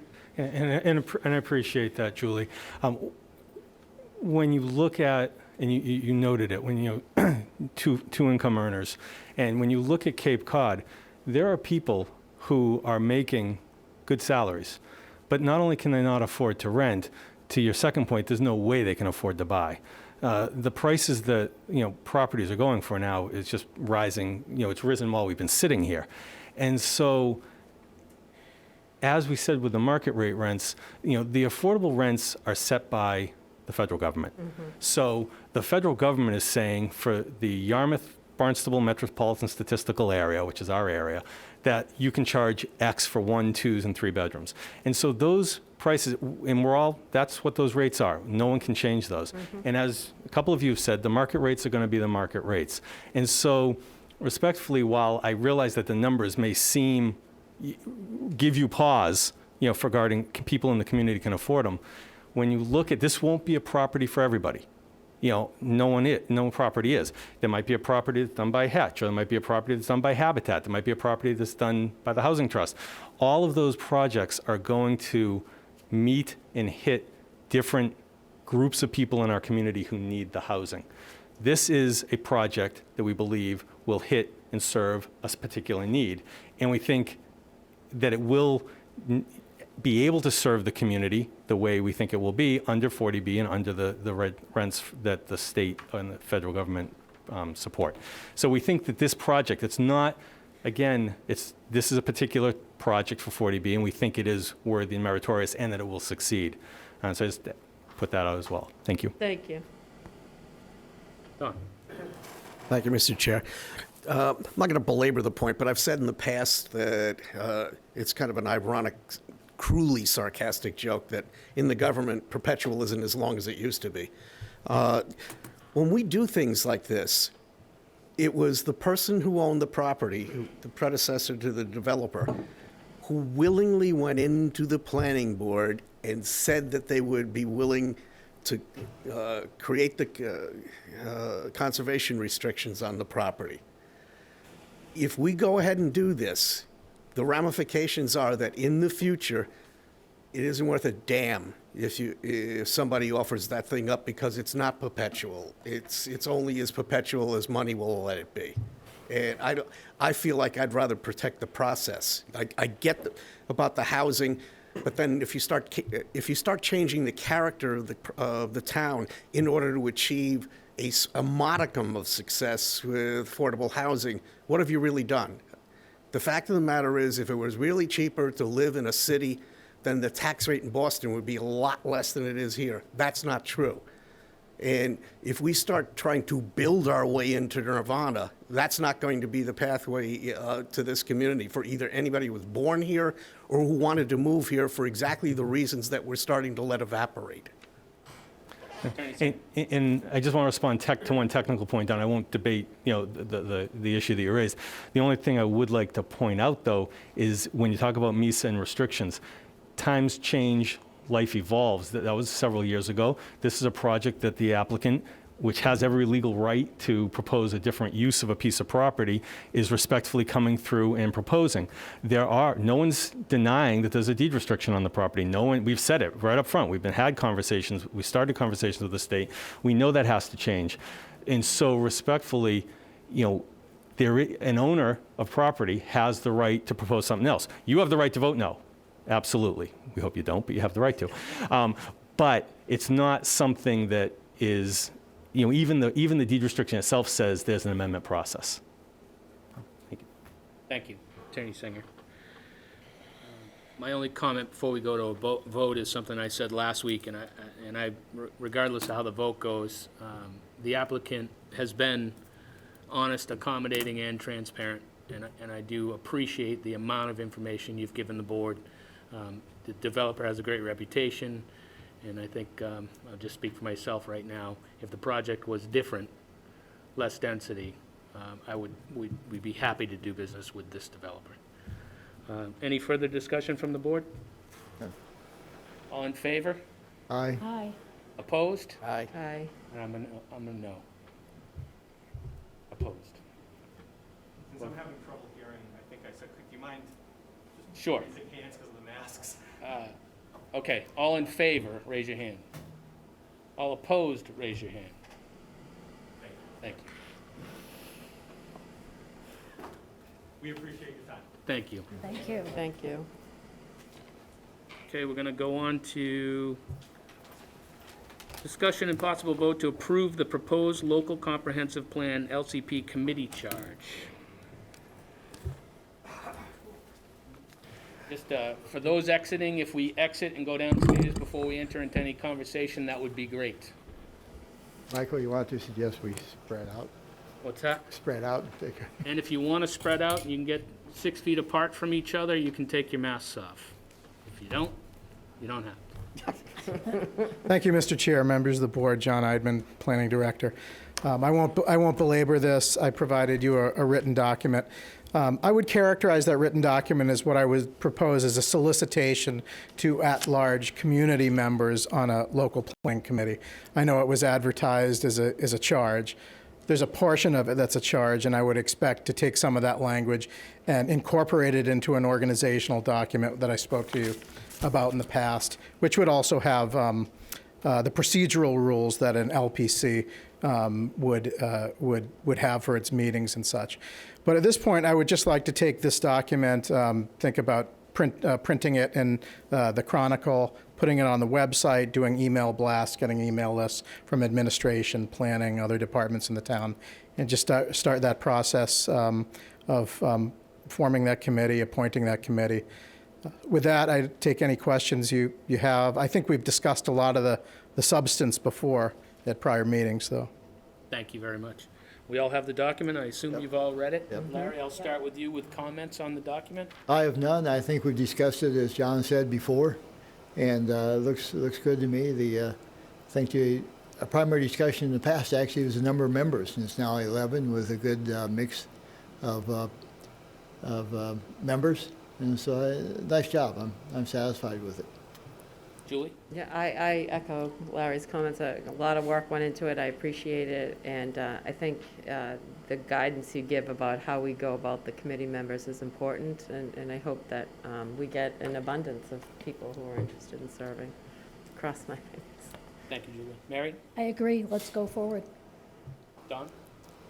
I agree, let's go forward, but I also want to make the pitch that in anything like this, if we already know what the destination is, then we've made a horrible mistake, because this is supposed to be something where we all discuss what kind of town we want to live in. So I'm particularly interested in making sure there's a diversity on this, so that no voices are left out. Yeah, I believe I couldn't have made that clearer with the document. No, you couldn't. I'm just saying that for public. It really has to be a big tent. It really has to. Where does the board see the applications or resumes going, and how are we going to review them all and pick? Do we want to go through the interview committee and have the interview committee make suggestions, or do we want to do each and all of them? Yeah, my comment would be to bring it all in front of the full board at this point, because it's I agree with Don's point. We want to be sure it's diverse and it's well heard. It'll take a little time. I do have a question, if I may, back to John. Would it be, I don't want to take this, get carried away with this, but in my mind, it'd be worthwhile at least to have a general timeline of what to expect of the committee and when to expect a draft report and an end report, because, we've talked about this. I've been disappointed because we've talked about this for a couple of years with no action. I'd like to be clear that there is an end point that we're shooting for. So that would make, I would like that to be somehow cover letter or something to, give me some comfort that it's not going to drag on for a long time. Okay. Mary? Didn't it, I thought somewhere in there it said it was expected to be a 2-year process. Yeah, that's what I expect. If obviously the appointments would have to be accepted by the member. That's something that could certainly be put in that letter. I think when you're talking more about time frames, it's an interesting concept to get the committee together and then talk about time frames for developing the LCP. I think that's the other benefit of impaneling this LPC at an early stage, because then the committee itself can talk about the LCP and the time steps to frames. move in that 2-year time span. Yeah. Something a little more defined, I think. But I agree with you in terms of the expectation of the members for their time and the work product. We can recite the same sort of language within this document, within the appointment letter. What's a reasonable time for the board for the receipt of the resumes and statement of interests? I think we should pick that tonight. Okay. As well as approve this document with the date, as well as give an idea of where we want this to run. Yeah. John? Yeah, I think at this point, given the holidays are coming up, it's a difficult time of year. But once the solicitation goes out, and I would use, let's say, publication in the Chronicle as the date, we can decide whether we want to do that once or twice. I'd encourage that we do it twice.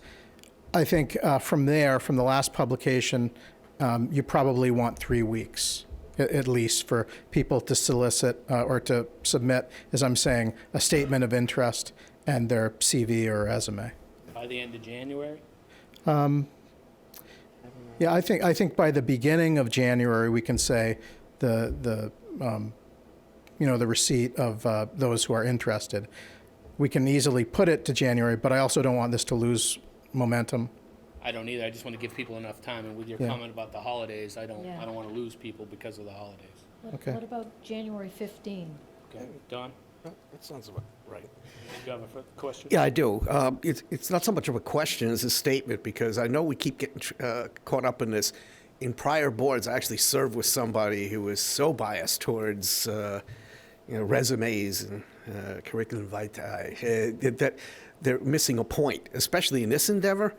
It is a particularly big resume point to me that somebody says, I lived here my whole life, I care about the place, and I want to serve on this to represent that. Yeah. Much more so than I went to Harvard Business School. Okay. I don't know if you're prompting me because this is public, but I just want to read everything you're saying. I know. Is in here, so. But the public didn't slog through the 500 pages that we did. I just have to read this verbatim. I'm sorry, so everybody can. Though direct, relevant land use experience like engineering, law, planning, etc., is helpful, there are no specific qualifications, criteria, skills, expertise, or experience required to serve. Qualifications could include extensive local history and knowledge, a cultural or other perspective particularly salient to the history or current life of the community, or simply a love for the town. Candidates from wide and diverse backgrounds offer great value to the process and are encouraged to apply.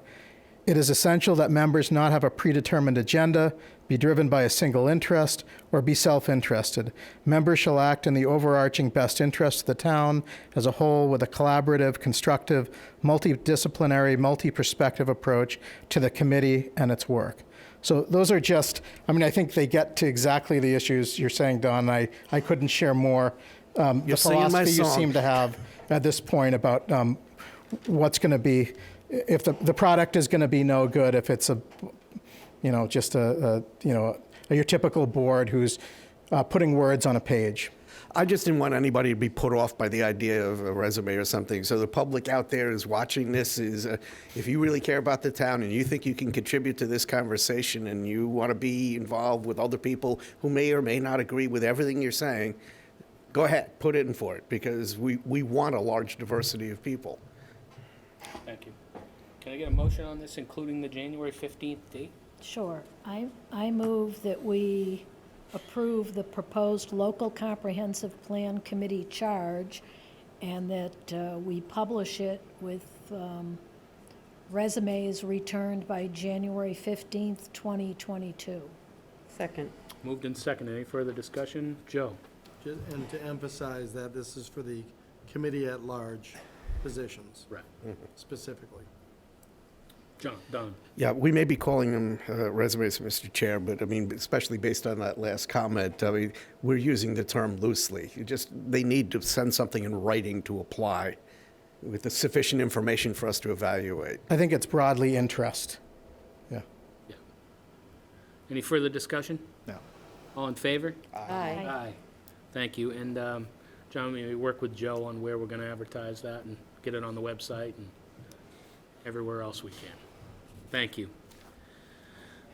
Discussion and possible vote to approve the revised Monomoy Regional Agreement language as presented and request article be put on the annual town meeting warrant. I see Dr. Carpenter. If you guys want to join us at the table, introduce yourself. We have talked about this a lot. We have read this a lot. It's been presented a lot. I think some board members have some questions, so that I'm getting at, there's no need for you to go through the entire presentation. You don't want it. Please. Good to see the first time in person. Yes, so if you could just introduce yourselves to start. Sure, I'm Scott Carpenter. I'm the superintendent for Monomoy Regional. Thank you. I'm Michael McMillan. I'm the school business manager. Great, thank you. And I think I'm going to open it right up to questions from the board, and I'm going to start with Larry because he asked the last round of questions. I did because it's a contemplated document. It's basically when you go through the budgets, and so I've reread it again. I think I get it, but what I was hoping you would do is just run through the numbers one time to show us exactly. You can take last year's numbers, because and show where the sources were and where we got into discussion about.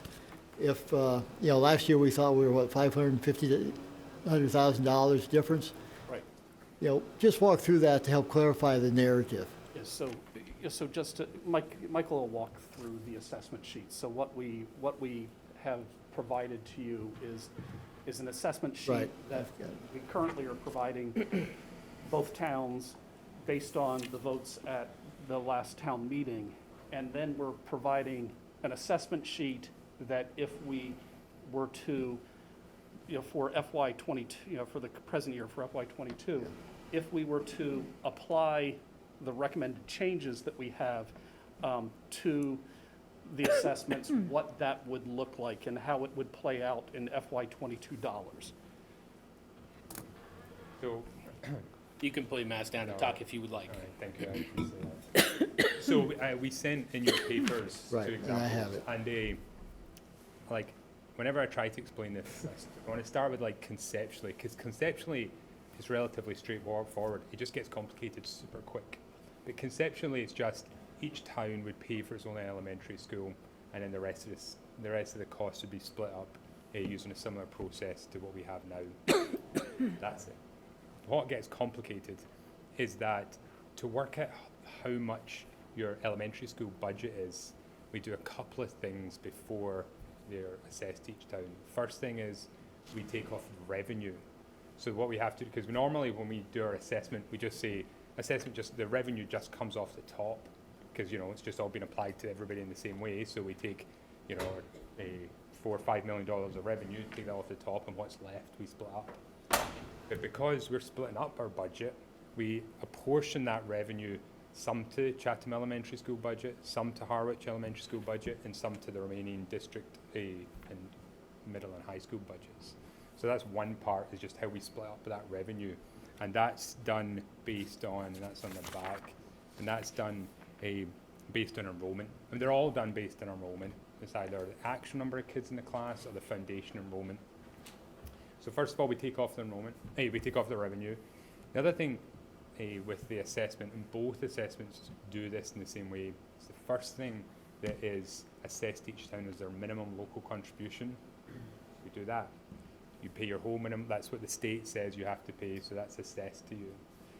But as that's already been assessed, before we charge you your whole school budget, we apportion that minimum assessment to each school's budget. To Harwich is a little bit of the minimum local contribution, Chatham is a little bit of the minimum local contribution, and the district budgets of the minimum local contribution.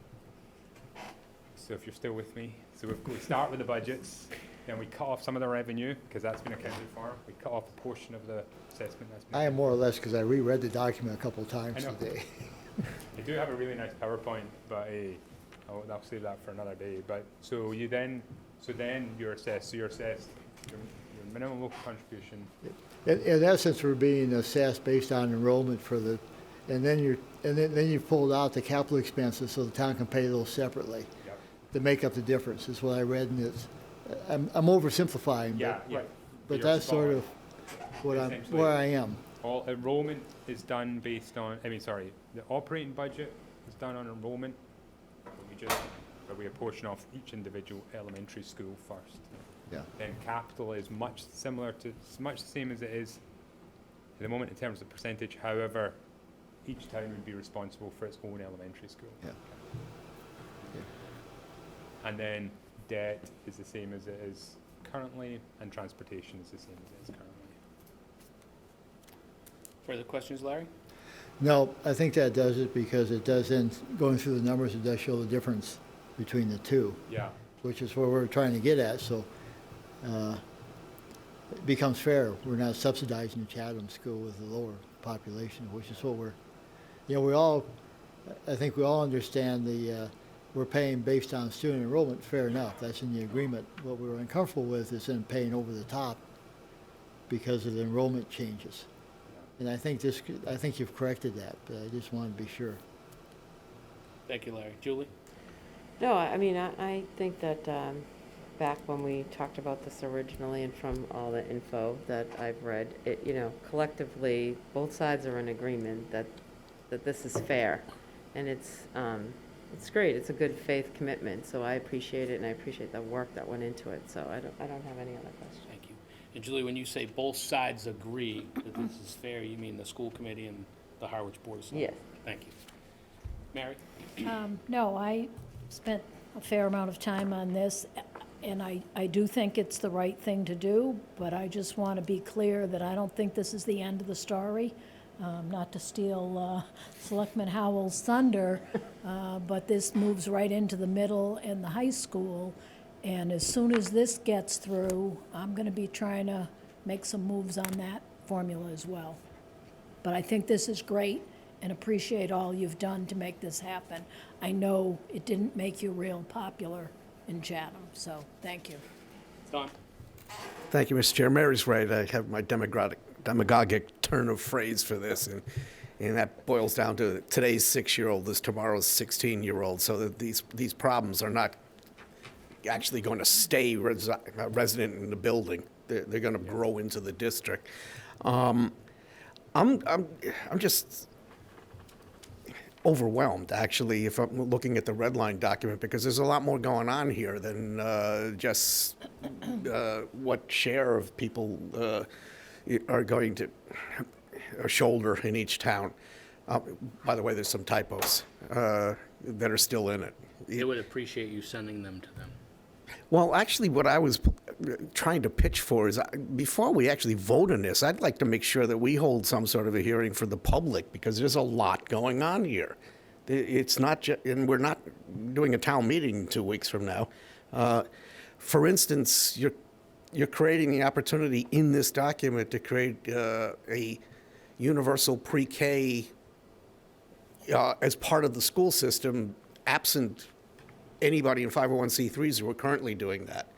I mean, you'd be setting up your own pre-K. So, But you haven't done that yet, so I'm not sure why it is that you want to put that in an agreement if you're not ready to. You've done it in a kind of modest way. This doesn't change pre-K, the way pre-K operates at all. So that language isn't changing in the document. There's already something that exists in the current document that allows for universal pre-K in the existing regional agreement. It allows for a universal pre-K if the school committee and towns choose to do it. But it's not adding something new in that area. I guess my point is there's a lot of red in the red line document. There's a lot of red. And I don't disagree with that, because it is taking a whole lot of obsolete language from regionalization out. And it's doing this, it's trying to provide some fiscal equity at the same time, and there's a lot of changes that happen on the fiscal side that are in addition to all of those changes for the obsolete regional agreement language. If you will, Mr. Chair. Yeah, but my point is the current document does not allow the construct to change without the agreement of town meetings from each town. And that's more than us.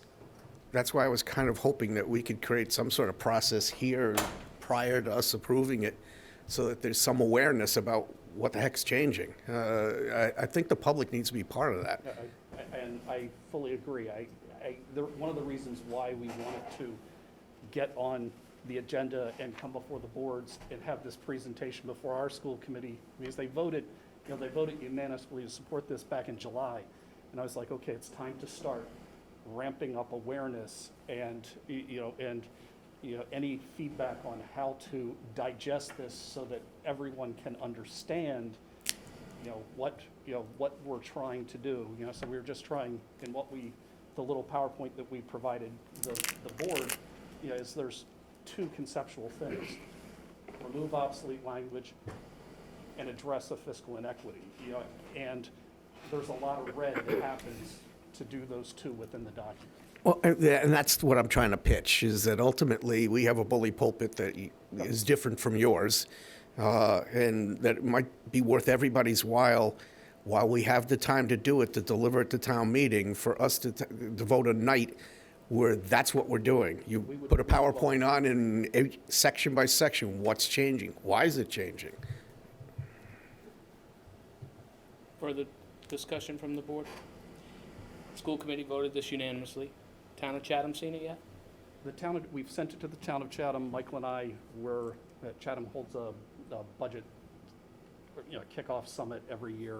So we had our initial questions at that meeting. We provided them the same information we provided this board, and invited them to ask us to come, do a, similar, presentation that was really focused, because we weren't on the agenda for the budget kickoff for regional agreement, but it's on their minds, and, they've been discussing it as well, too.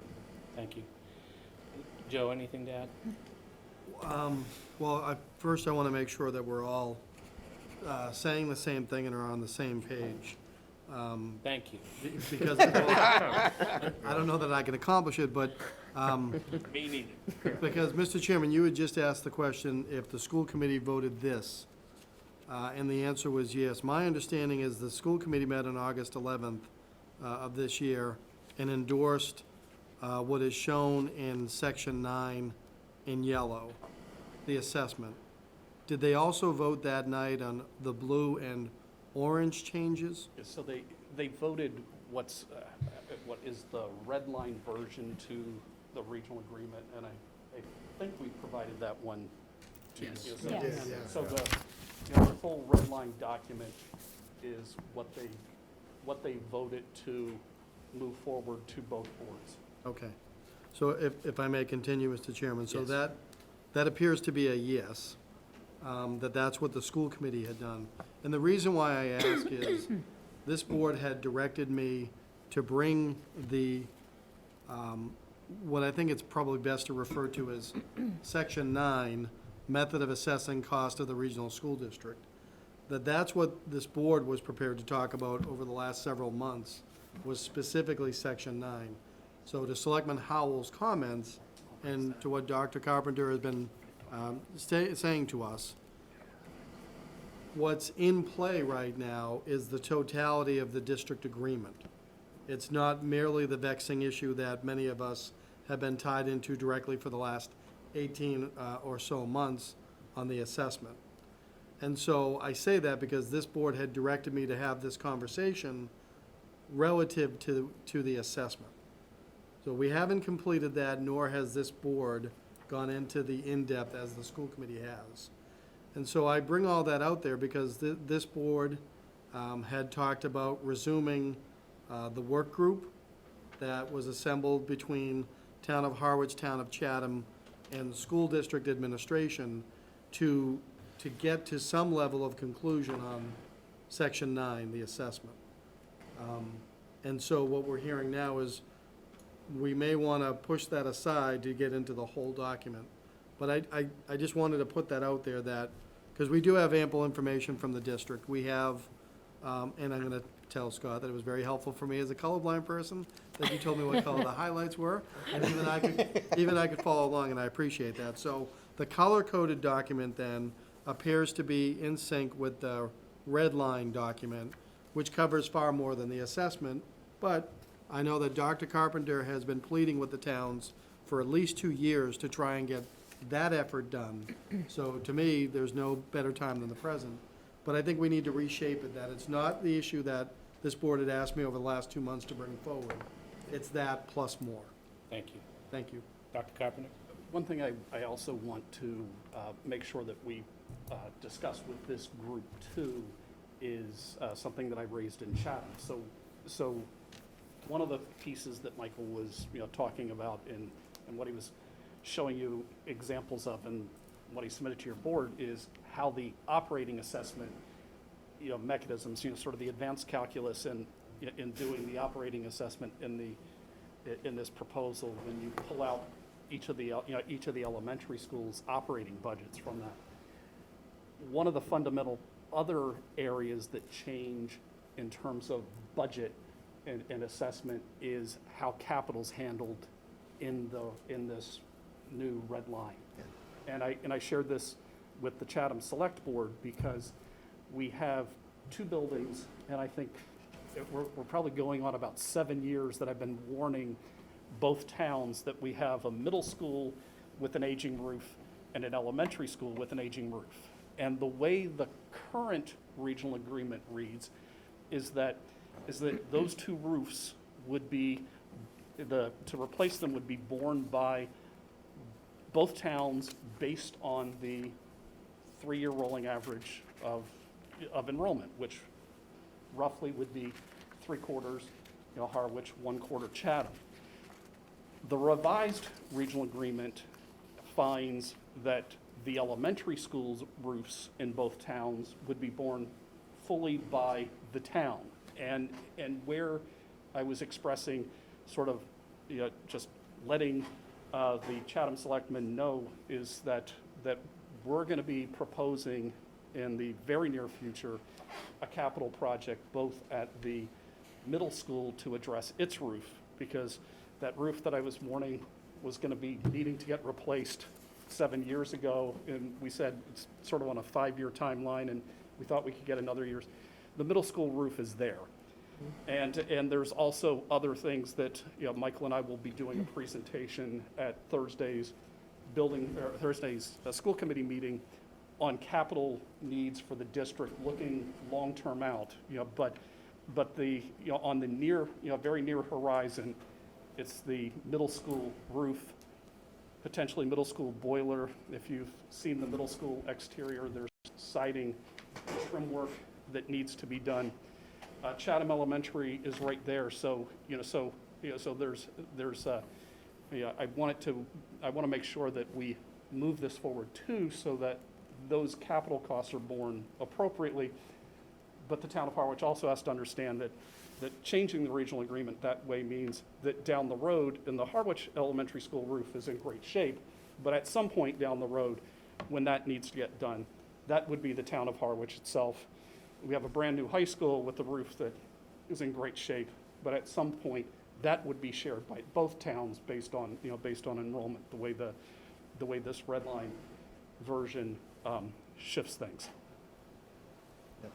Thank you, Scott. Follow-up, Mary? I was on that subcommittee, just briefly near the end of it, but I thought we had agreed as that group, not as the two towns, on everything that's in this red line. And I thought that's what we were trying to move forward. So that's one thought. My other question is there an advantage to us approving this tonight versus waiting till after having some type of town forum? Is there any reason it helps? I personally don't think. I actually support and fully, fully support Don's vision of having a forum. I think the more we can educate people, I do think there's a lot of consensus in both towns from those who have spent the time to get informed about the document. Mm-hmm. And you can imagine that particularly in Chatham, where I think it's going to be a harder sell, where we have to go pay more for what we are currently paying less for. But I think people also need to understand that this benefits both towns. And I provided in the PowerPoint that I shared with our school committee and that I shared with your board and that I'll share in Chatham, that that at some point, the town of Harwich is going to, financially is going to hit that place where, okay, that $600,000 has to come from somewhere. And if it starts coming out of our budget, the $600,000 is your share plus Chatham's, ends up being almost an $800,000 budget implication for the school district, which impacts all children. Not, it doesn't impact just Chatham, so it behooves everyone to maintain. I mean, we've done a great job in keeping families with this school district and having a really strong school system. And we don't want to see that erode. And, so I think it does benefit everybody, even though I think some in Chatham, are going to need a lot more public debate over the what and why behind this. Joe? Just in response to Selectman Anderson, our last meeting of the subgroup, as we call it, was that every member there was going to rely upon the school committee to to recommend a solution on the assessment. And I know that that's in part what happened this summer. And so the school committee endorsed unanimously what is proposed in there in section 9. But the subgroup, as it was first envisioned and as we went through our last iteration, if you will, did not focus on any other part of the agreement changes. And so that's what I was trying to bring out, is that assessment potential solution that is recommended by the school committee is encapsulated within the overall agreement that has other changes, related and unrelated, but certainly was not vetted by the subgroup. Okay. Larry? To me, it'd be appropriate, I don't think we need a vote on anything, but I think it'd be appropriate for us at least to, if we agree by consensus, to say we like section 9, is incorporate all our discussions. All in And at favor? least- Yes. Yeah? Yeah, we all agree on 9. Okay. Get that in the record then. I'd like to get that in the record before it goes back to the Well- other committees. True. So as Joe pointed out to us tonight, 168 days till town meeting. So I'd ask you if you're available 2 weeks from now, and I would ask Joe if that meets our advertising requirements for a public hearing. We traditionally, my 7 years' experience, wait till the last minute on almost everything, and then we rush. The last time we did a regional agreement change, there was absolutely no questions on it whatsoever, besides maybe 2 or 3 from a board member, Don, which he could ask tonight because it's already in the packet. People generally don't come to those. If we want to have a public hearing, fine. We've had this red line version in our packet for the last, well, we've had it on the agenda 3 times now. I've read it 3 times. I would imagine the public, those that are interested in it, have read it. Has any board member got a question from anybody in the public? Nope. The point is, we need to do this stuff so that we're not making John angry when we're voting articles late and trying to get a warrant done, and we're in the middle of a budget process when we're gonna properly beat Scott up on his budget. And the poor department heads that seem to get that every year. We have a lot of work to do. We can kick the can down the road as long as you want, but we need to get this voted. So my recommendation, if you're available, is 2 weeks from tonight. So to answer your question, I don't believe so, because what we have coming up is actually 2 recognized holidays which impact upon the counting. 3 weeks from tonight.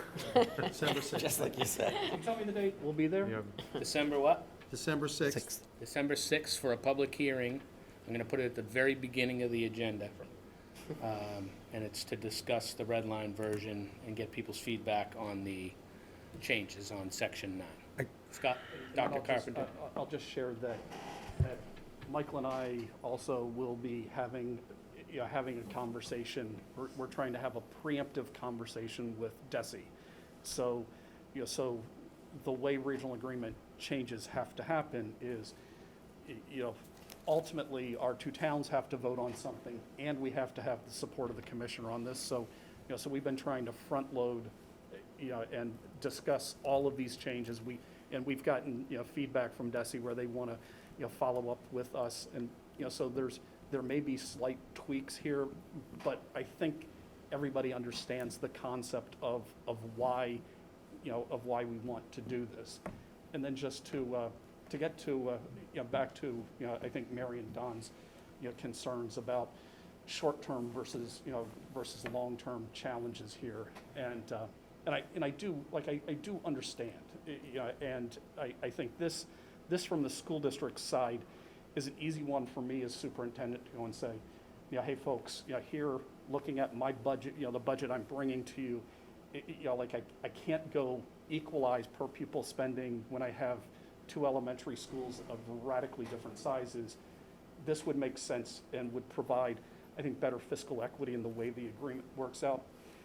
I think there's bigger questions there to get into, and some of them I actually would argue are bigger than the regional agreement. In fact, I was just, as this was going on, Michael and I were sort of chatting. The way our budget gets funded, there's a big chunk that comes from this minimum required contribution that each town is supposed to. And that's set by state law and DESI. And that's all built on foundation enrollment. And the way that foundation enrollment works is the town, or the state looks at both of these towns as that, it is that per student, it should be the same coming from both towns. And I know that, that folks in conversations, it's like, well, doesn't have one town have more wealth than the other town? And, but there's, I would actually argue to fix it requires the state looking at how they go about even that minimum required contribution and the calculations there, because that's actually a bigger share of the budgetary challenges marginally than all the rest of the way we assess that's covered in the regional agreement, which again is driven purely by foundation enrollment and not any other factor. Thank you. Joe? Thank you, Mr. Chairman. I thought I heard you say that you'd be looking to have a public hearing on December 6th on the red line version, but then made a reference specifically to Section 9. Well, that's in it, so we may as well talk about it in case any public members want to talk about it. So what I would like to offer is that I'm not aware of any town staff that are present, and by that I mean not just me, but others that are here generally, have reviewed any of the other parameters. So there may be benefit in trying to analyze what that means for the town of Harwich. Meaning, I understand the major issue is assessment, but I think it is fair to say that the town of Harwich has not reviewed, certainly not within the last 2 years, any other prospective changes in the agreement. And what do you need for time to do that? I think we strive for the hearing on December 6th. We focus specifically on Section 9 as it relates to the efforts that we need to take for fiscal year & but contemplate a follow-up if there's anything else, because there's a number of governance issues that change. Well, Don's, and correct me if I'm wrong, wants to have the public hearing on the entire red line document. You betcha. So I don't see the point in having two. So if you want to wait, we can wait, but I'm going to reiterate, we're going to run out of time. We always run out of time. And then we got to listen to John. John, go ahead. We may run out of time, but I'd like to do it right. I mean, I certainly don't want to fail the kids. That's a major issue here. If the adults can't see the train approaching, and it is. First of all, there's a lot of, like I said, there's a lot of red in here, and I know Michael's read this, but I would like to be walked through it because words mean things.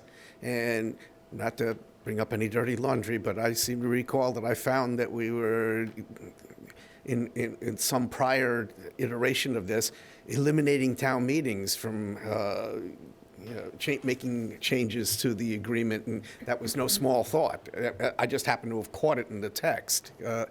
I want to go through the text to see what the implications are, the governance implications and other things, and I want to make one universal statement. This is why we have to do this, and we have to understand that this is only a step towards perfection in this.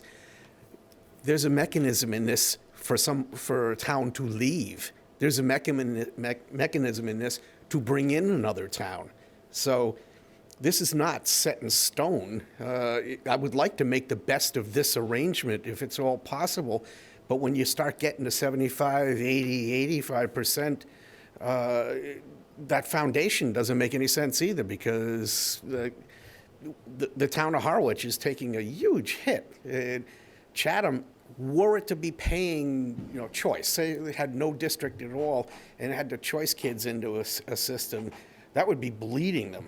They're getting the benefit of a major and a very good regional school system. And they have to recognize that it's not necessarily codified as to what they approved the last time, and it can't ever change, because even if it doesn't change with this red line, there's still mechanisms for this to be changed by the will of one town or another, or a third party that we're not even aware of yet. So Joe, with that, what do you need for time?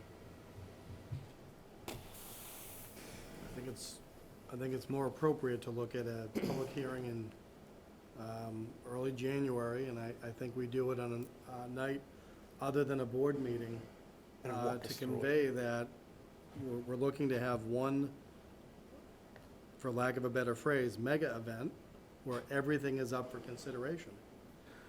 You know, just going through this, I have some questions about capital cost as it's identified, and that's just a quick glance. My concern is, I know there was an effort 2 years ago, or sorry, what will be 3 years by our next town meeting, to update the agreement generally. Now, for an abundance of reasons, the town of Harwich, as well as the district or our partner in Chatham, didn't engage in that conversation. And so that's an effort that's 3 years old. I know firsthand the importance of Section 9. I wouldn't want this board to miss that opportunity to be able to say to the public that you offered a transparency opportunity. And if people don't take it in January, then at least you can hang your hat on that. But there are substantial changes to this agreement that haven't been vetted. Can we do 2 warrant articles, Section 9, and then the rest of the agreement? Does that make any sense? It's confusing.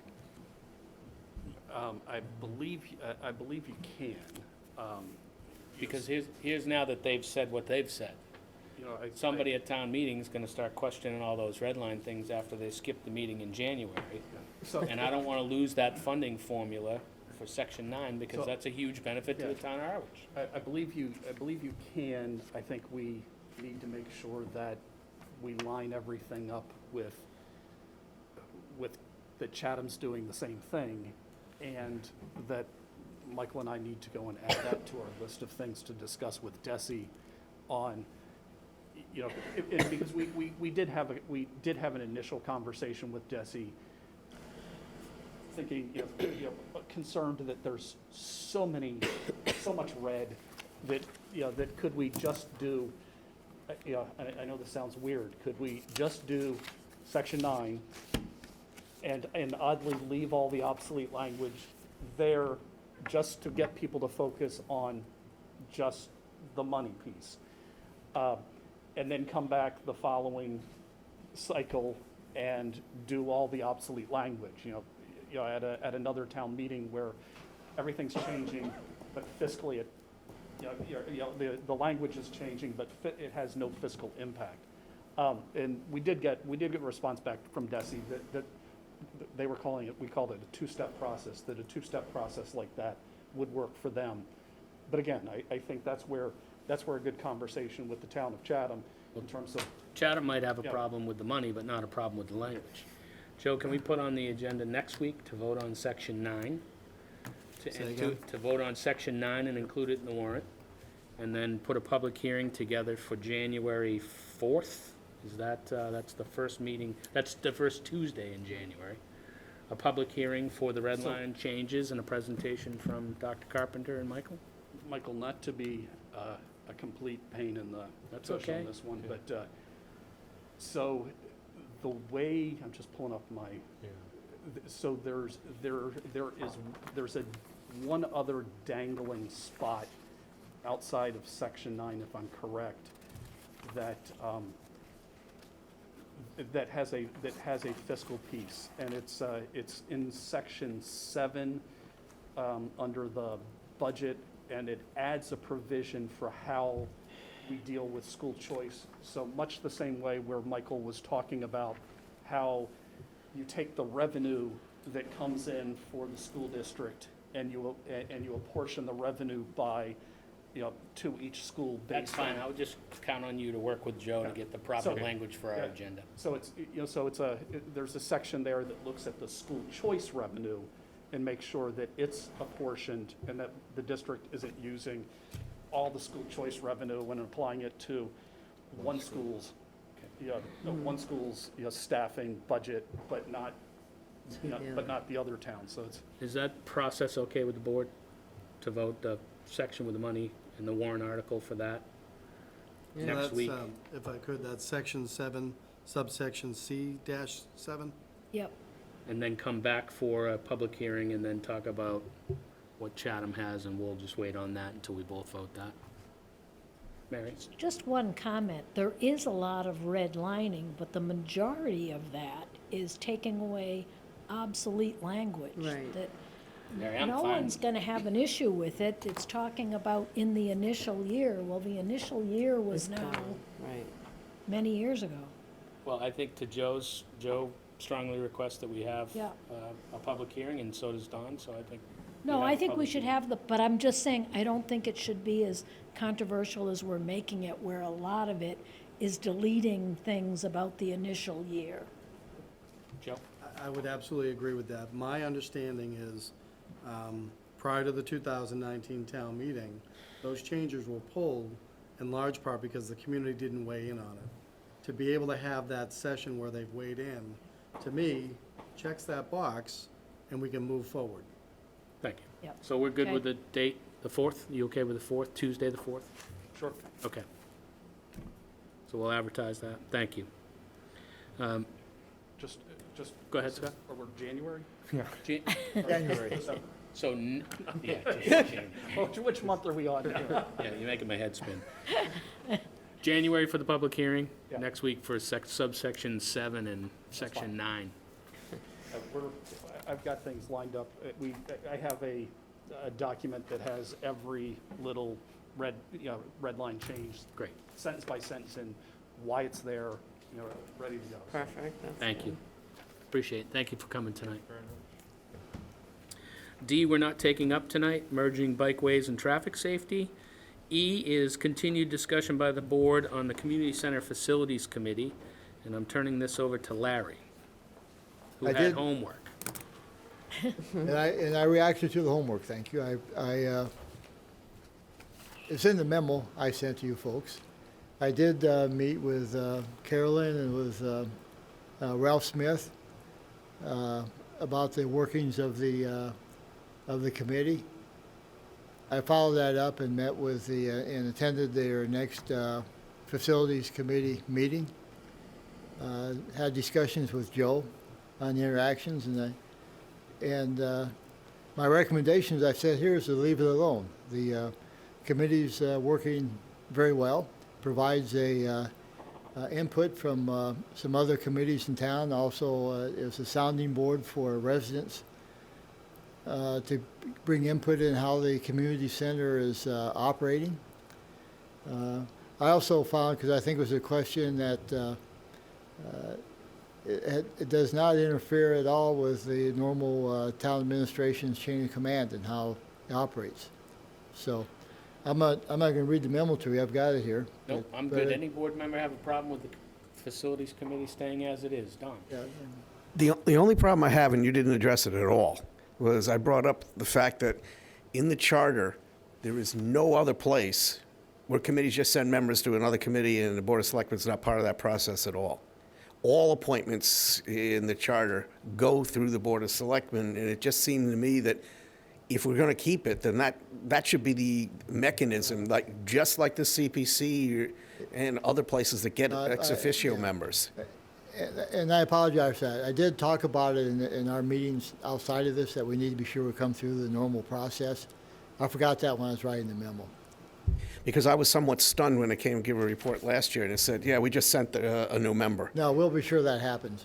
Don, do you want to make a motion that includes that, to continue the? Yeah, I motion that we continue with the committee as it stands, with the sole change that members that are proposed by the various committees that provide membership to it are nominated by that committee and brought to the Board of Selectmen for to ratify. Second. Moved and seconded. Any discussion? Mary? Just in general, this and the Bikeways Committee, and I'm totally in favor of this, I have no idea why we would ever want to do away with or combine a committee when the committee's doing a good job and functioning. So I am totally in support of this. Great. Any further discussion? All in favor? Aye. Aye. Joe, to back up one topic, there was a Charles, I'm going to butcher his last name, Grushka. He sent a letter on October 26th related to Section 9 and the school, and that did not make it into correspondence or the packet tonight. Can we put that into next week's correspondence and then make sure that goes into the packet for next week and the hearing on the 4th? Absolutely. Please. Yep. So noted, thank you. Contracts, Mary. Me? Yeah, do you want to read Oh, motion? a motion. I got no contracts. It's only 8:34. I move that we vote to approve a contract with Specialty Vehicles, Inc. in the amount of $378,257 for the purchase of a 2022 Lifeline emergency vehicle as approved at the 2021 special town meeting. Second. Moved and seconded. Any discussion? Yeah, who's signing it in the motion? What's that? Who's signing it in the motion? Contract has a full board. Okay, for the board to sign. Oh, for the board to sign. Okay, and that was part of the second, so any discussion? No, all in favor? Aye. And then There's 2 sections for signatures on that one. Okay. Thank you. I would say on contract B, there is no contract that I could find in my packet anyway. Correct. Well, there's a hold on that one. We got late information on that. So we're going to hold So on hold B. that. So move on to C. Yes, please. I move that we vote to approve a contract with OpenGov for the purchase of e-permitting subscription and deployment in the amount of $82,400 to be signed by the selectmen. Second. Moved and seconded. Joe? I will yield my time in town administrator's report to make this comment. Ask the board's endorsement of this. As you may recall, 81% of this is being funded through a grant that we were able to acquire over a year ago. And the remainder of it is using money that was earmarked for Acela, because open government will finally replace Acela. John Eidman and staff have done a great work on this, and we're very excited about getting this on board. Many of our neighboring towns use it, and it's going to bring us back into the 21st century. And again, 81% was through a grant from the state. Thank you. That's one question. Julie? Just on this, I'm assuming that that means it'll be full permitting online, not just the, Easy stuff. yeah, what is it? Express permits. Express, thank you. Yeah, Acela is kind of a Frankenstein monster today. It's used for file storage, but the only permits that can actually be issued through it are building express permits. There's a lot of lead up to OpenGov, but when all is said and done, we hope to have at least all building permitting, 100% of the building permitting done through OpenGov, and likely health, conservation, and maybe some form of planning and zoning permitting as well. That's great. Of course, it doesn't substitute for the hearings, but you might be able to do certain applications for those. Great, thank you. You're And welcome. this means we're getting rid of the old program, Acela, that, Money we've invested, we should have that be part of our annual cookout fire. I was gonna say, but it's never can we worked. burn everything? There's no such thing as free software. Just say that about Acela. Support for Acela is going away as of February. Good. So That's there's been a definitely disaster urge to from get day that. one, as we Yeah, know. how would we know? And then, beyond that, and to Selectman Kavanaugh's questions, we, administration, will be offering appropriation in fiscal year '23 to expand on that.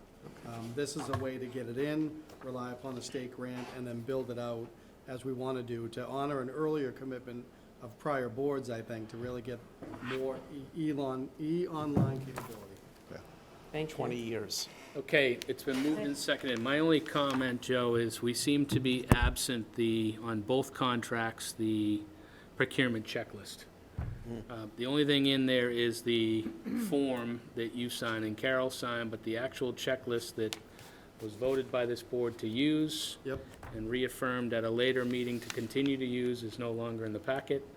And in my mind, it's a cover sheet to say what contract it is and what documents are in the file, and it makes it very easy to review the contracts. No doubt. I don't know why those are omitted. We'll make sure those get added. Okay. This one has procurement checklist and approval form see. for the OpenGov. So that's what initiates But the that process. doesn't have the checklist. It says it, Oh, but it is no okay, checklist. sorry. All in favor? Aye. Aye. Aye. Aye, sorry. Moving on to the town administrator's report. As promised, none. Selectmen's report, Larry. None. Julie. Just want to reiterate what we heard at the beginning of our meeting, which was Cindy talking about Small Business Saturday on 11/27, and Ed's comment about Kiwanis. I can't say that. Kiwanis, yeah, one of those Kiwanis. words. Yeah, it sounds weird. And the warm things collection, because I think that's so important. I agree. So anybody has stuff, get it to the, what did he say, Murphy's General Store, the fire station on Sisson, the fire station in East Harwich, and I think Eastham Town Hall. Thank you. Mary? I would just like to comment on the Veterans Day ceremony that Robin Kelly just had a great program, including a colonel that I won't remember his last name, who was outstanding. And our own Selectman Howell read a very fitting tribute. It was a proclamation. It was wonderful. So thank you, Don, and Thank you, Mary. Don? Thank you, Mr. Chair. I mean, we've discussed what I'm going to say, but there was an article in the Cape Cod Chronicle last week that pertained to the Affordable Housing Trust. And it cast all kinds of aspersions, talked about the meeting as being contentious. So I subjected myself to over an hour of what was more than 2 hours of discussion. And I talked to Dave Nixon about it. There was absolutely no acrimony over this. There were some legitimate questions, and one I can actually answer. If I had been there, I would have. The accounting for, I know you keep wanting to not use this, but the accounting for the Marsline property is fairly easy. I mean, because we spent what we spent. We had vendors like the lawyer, the appraiser, people who had to do various tasks that were paid.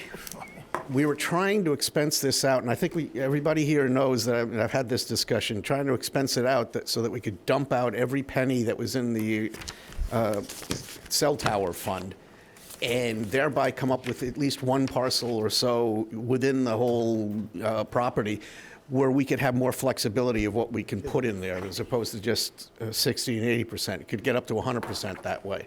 So it had nothing to do with hiding anything, and I take great issue with it. Also, there was one comment made by a member of the CPC that was absolutely totally fabricated. And I just want to say for the record, we have been talking for a long time about what we were going to do on Sisson Road. We were able to clear with the Harwich Junior Theater the fact that they wanted to be good neighbors and they were going to support this. But COVID kind of interfered with this, and MHP did not get any further than just doing soil analysis of it. There was never, ever a chance when you have to go to the planning board, the ZBA, and go through all kinds of approval processes, and then put out an RFP to get people to reply to it, that we were ever going to build anything this spring. I don't know where that came from.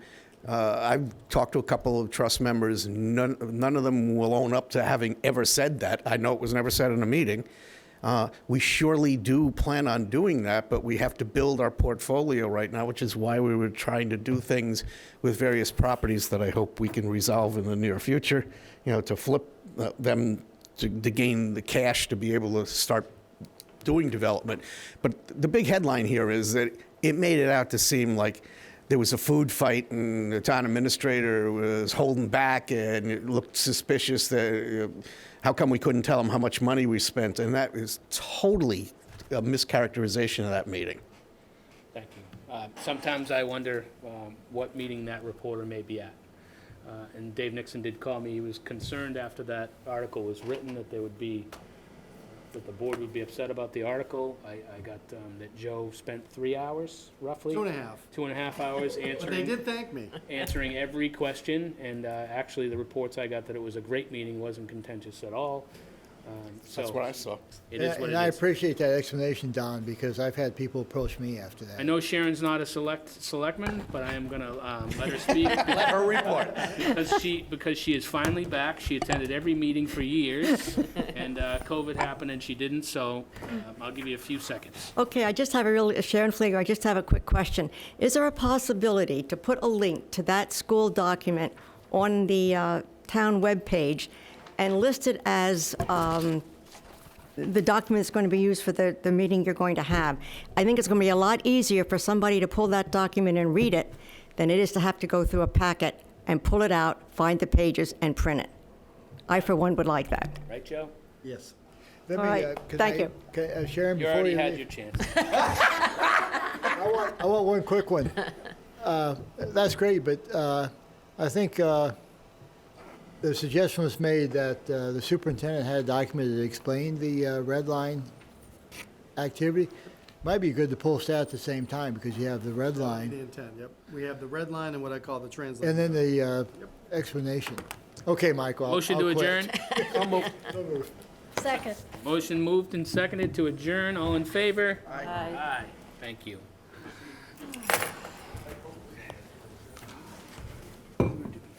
See, Julie, it's not just me to you.